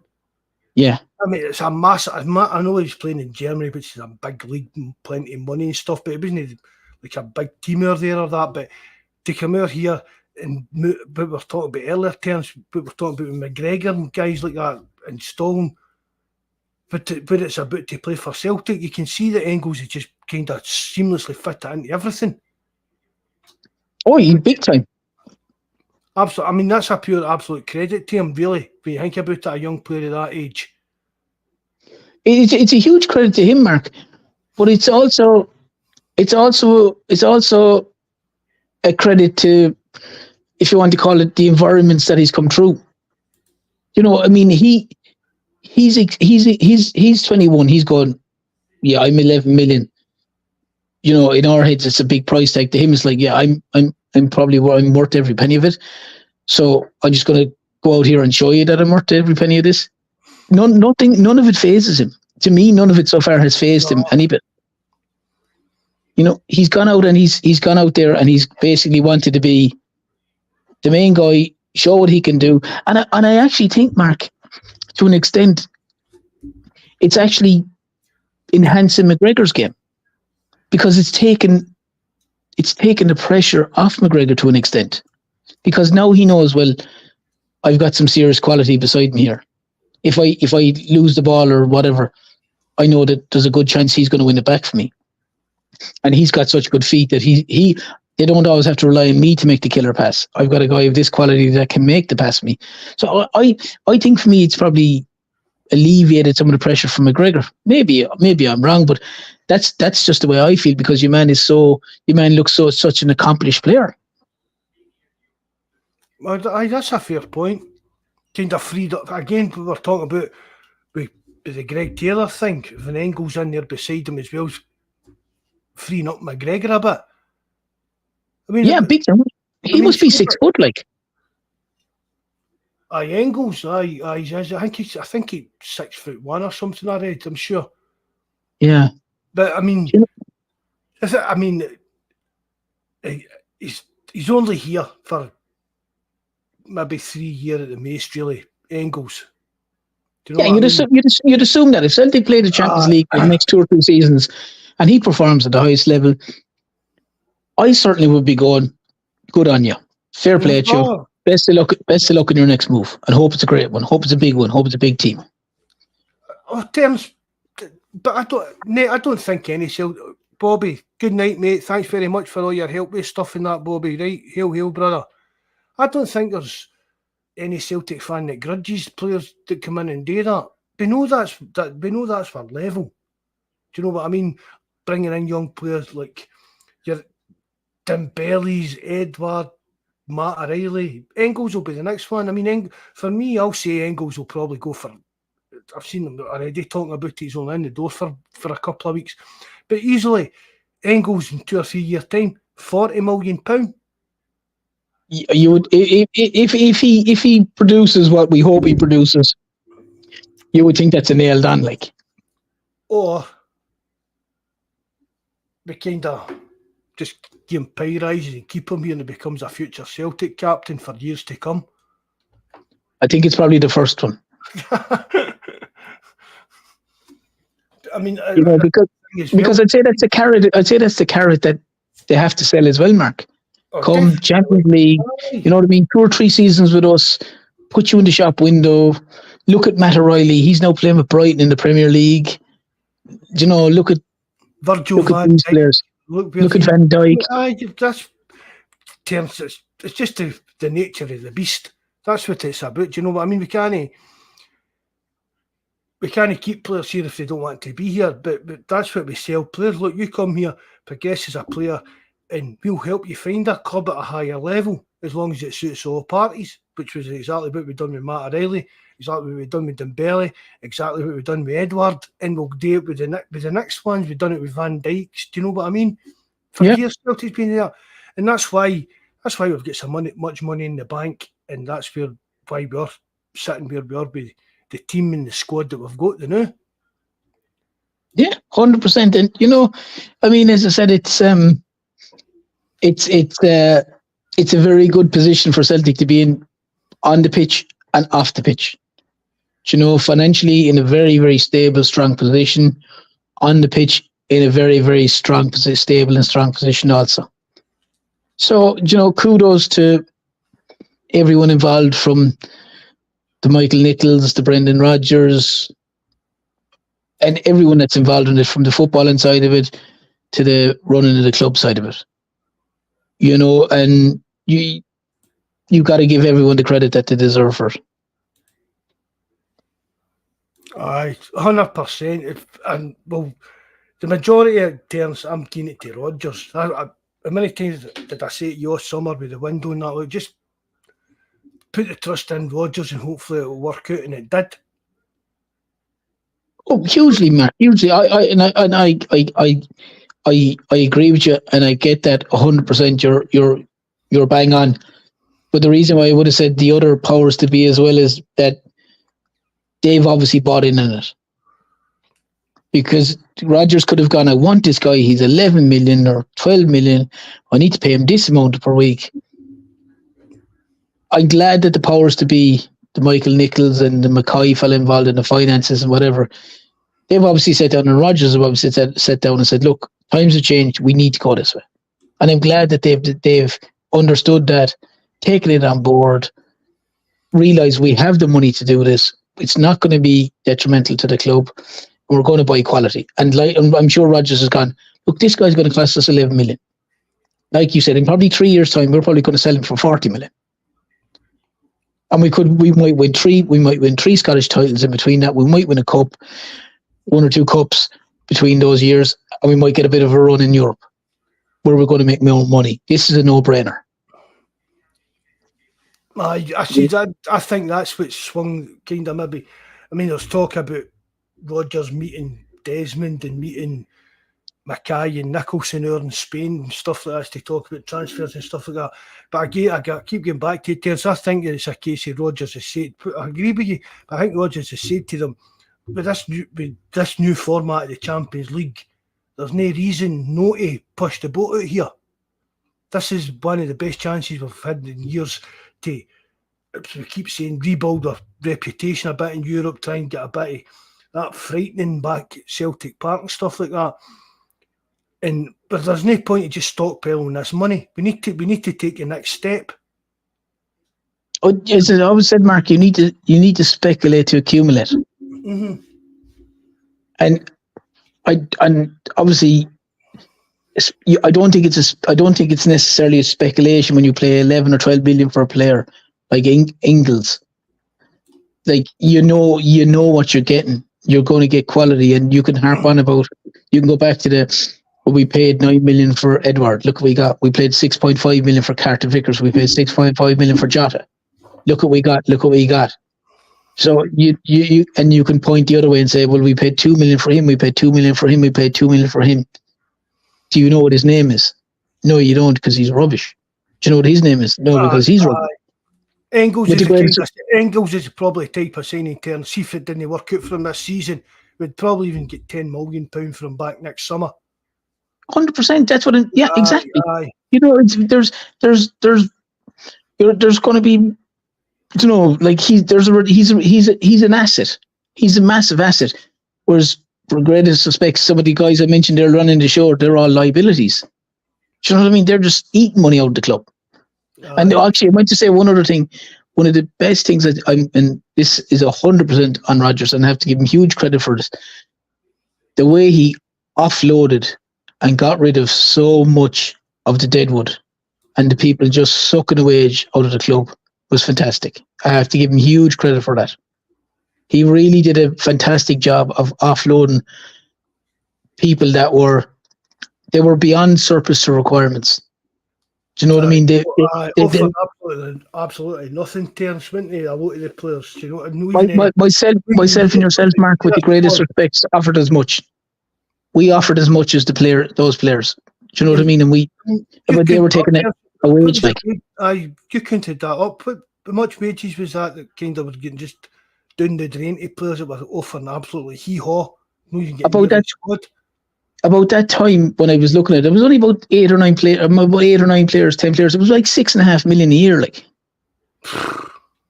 that's what I know. And I know in modern day football, people say that's not a lot of money, but that's 6.5 million of a wage. It could be paid on 2 players.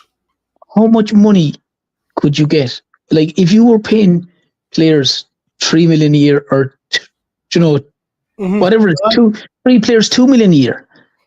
You know what I mean? You're going to get a seriously good player for 3 million a year in Scotland. Do you know what I mean? Compared to some of the players that were there that were just basically, as you said, doing hee-haw, doing nothing and taking a wage. So I have to give Rodgers huge credit for that. I really do. I mean, it's like, JFP says it all the time as well. It's like Rodgers has said, look, and it's what I've said, Terrence, for donkey's years, even down to wages and things like that, I've never had a problem with the amount of money Celtic spend. It's the way they spent it that bothered me. And as JFP keeps saying on podcasts and that, Rodgers has said, don't buy me 9 players at 18 million pound, £2 million each. Buy me 2 players at 18 million pound, £9 million each. That's how you progress. Do you know what I mean? That's how the club's going to progress. That's how we'll go on in Europe, make more money, build our reputation, and just keeps that cycle going. Being finally acting like a big club, trying to better ourselves. Right, we're never going to push the final ceiling to winning stuff unless it becomes an actual kind of European Super League and stuff like that. But just go for being the best that we actually can be with the money we've got. And just to go to your point, Mark, which is an excellent point, to compare like with like. Last year, Celtic bought 9 players for something like 18 or 20 million. 9 players. This year, they bought 2 for 20 million. Mm-hmm. Engels and Ida. Round the 20 million mark. Last year, they bought 9 players for 20 million. Now, how many people can name the 9 players they bought last season for 2 million? Each, give or take, 2 to 3 million.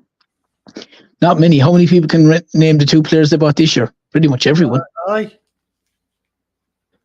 because they've bought quality. They bought guys that are gonna contribute to the team, and they're going to score goals, and they're going to be players that can play, that can come in whenever you want them and perform. They bought 9 players, I think it was last season, for 20 million. Probably half of them are already gone, and you could hardly name them. There's the difference. This is what we've harped on about this for years, and we've said it before, and you said it time and time and time on here about pay the wage and the whole 9 yards, give a proper wage. They get Ida in and they get Ingles in for the bones of 20 million. And Ida scores in the Champions League. Ingles is performing like he's been there for years. Ida scores 2 more goals the other day. You can say it's against Falkirk, but they've probably been the best side Celtic have played this season. They're producing when it's required. And that's what the money you spent gets you. Exactly. If you pay, as the famous saying is, if you pay peanuts, you get monkeys. And that's as simple as that. Celtic have gone, that's what they used to do. Now they've decided, no, we're gonna invest, and we're gonna buy quality, and we'll get quality. And that's what they're doing. They spend money, quality money, to buy a quality player, and that quality player is now producing the quality on the pitch. It's a no-brainer. And that should be the template for Celtic to go forward on. No one. We spoke about it the other night, Terrence. But do you think that as a club, just what we're talking about there with the transfers and that, the way Rodgers is even talking about changing things with recruitment stuff and that is be going. Do you think as a club we've turned a corner? Or do you think we're still just having a wee peak in it? I wouldn't necessarily say they've turned the corner, Mark. I wonder as a club have the powers to be seen the light, in the sense that there seems to be obviously these developments in Barrafield. There's talks. I could be wrong now that they need to upgrade even Lennoxtown and make it more, in a sense, more professional, in the sense of maybe behind the scenes with strength and conditioning and physio stuff and all that kind of stuff. So I do think Rodgers has kind of emphasised on them, look lads, what we had was exceptional for when we had it, but that's now obsolete to an extent. We now need to raise the bar again. We now need to upgrade Lennoxtown. We now need to upgrade Barrisfield. We now need to, if we want to be considered a European side of quality, to an extent, we need to ensure that the infrastructure is quality. You can't expect an £11 million player to come in and go and train in substandard conditions or facilities. The two of them don't add up. I start acting again, Terrence. Many years of acting like a big club. Start acting like a big club. And again, we've listened to for years with Peter Lyle, know that, saying, "Oh, we're this level of club. We should be at an elite level. We're a Champions League club." But again, Terrence, with this new format of the Champions League club, but it's within our grasp to be classed as that. Do you know what I mean? Again, Terrence, we're not talking about winning it, but just to be classed as a good level club, team, whatever, at that kind of level. That's all we're looking for. Yeah. But also, Mark, you also need to have proper facilities in place, because if you're trying to sign an Ingles and you bring him out to a Barrafield, for argument's sake, and there had been nothing done for years and years and years. This guy's looking at this pitch going like, someone having a laugh out here, like, what's that? They're hardly training out here, eh? And I know they train in Lennoxtown, but I'm just using that as an example. Or even if they go to Lennoxtown, and yes, the pitches and everything there are immaculate, but if you go inside and the facilities inside are substandard. This guy's coming from Germany, where I imagine everything is just pristine, like bang, bang, bang, bang, bang. Even the smaller teams have got the best of facilities in that, or these bigger leagues. Yeah, a big time. But what I'm saying is, Celtic, in the position that they're in in Scotland, with the backing that they have, with the support that they have, with everything that they have. Yes, the first team is first and foremost. I get that 100%, but you can't take your eye off the stuff that's required to make them the first team. You need to ensure that you have the proper facilities in there, that you have the proper stuff, that the physio needs this, they need whatever they need, that the strength and conditioning guys, they need these machinery, they need this machine, they need this kind of stuff within reason. That's there. That basically that the framework around the team is there, so that when you bring someone in to show them the state, like you're trying to sell them the club, and you go in and they're looking at, this is the most modern equipment, this is up to date, we have this, we have 3 strength and conditioning coaches, we do this, they have data analysts, they do all this, all those things. I know it might sound really mundane to someone, but they're probably things that a player walks in and goes, God, this place has it down to a T. This is an unbelievable spot. Rather than walking into somewhere and the guy's going, there's a chair in the corner torn or whatever. I don't know, some stupid stuff like that. Like, I don't know. Yeah, a picture of the king in the wafer. Oh yeah, well, like, do you know what I mean? That there's a reason. There's no one signing there. Like, but you have to take, if you want to be considered a modern day European club, you need to operate it. You need to operate it like it's on the field and off the field. Totally. That's just the way it is. I've been saying that for years. I've been saying it for years. Celtic, they kept getting on that they're a big club, but they weren't acting like a big club. Yeah, do you know? I mean, I'd like to see that with all this money that they have. If they said, well, do you know what? I wouldn't have a problem if they said, no, well, we need 10 million of that to put aside. We need to refurbish all this stuff. We need to get this all up and done.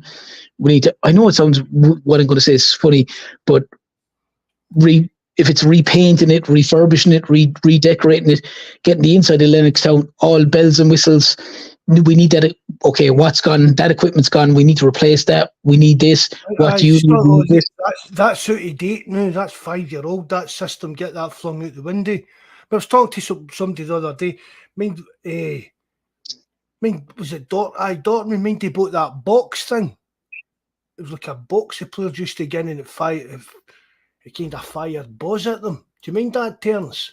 Oh, I did. I seen that before, and on the it can come out at different speeds and stuff like that. Like stuff like that. I was talking to somebody the other day and I asked him, and they said that a lot of clubs use it now, but they just kind of use it more for the like young players. Whereas when it first came out, a lot of like the Dortmund first team and that were using it. And I thought to me, I think they said it cost £4.5 million.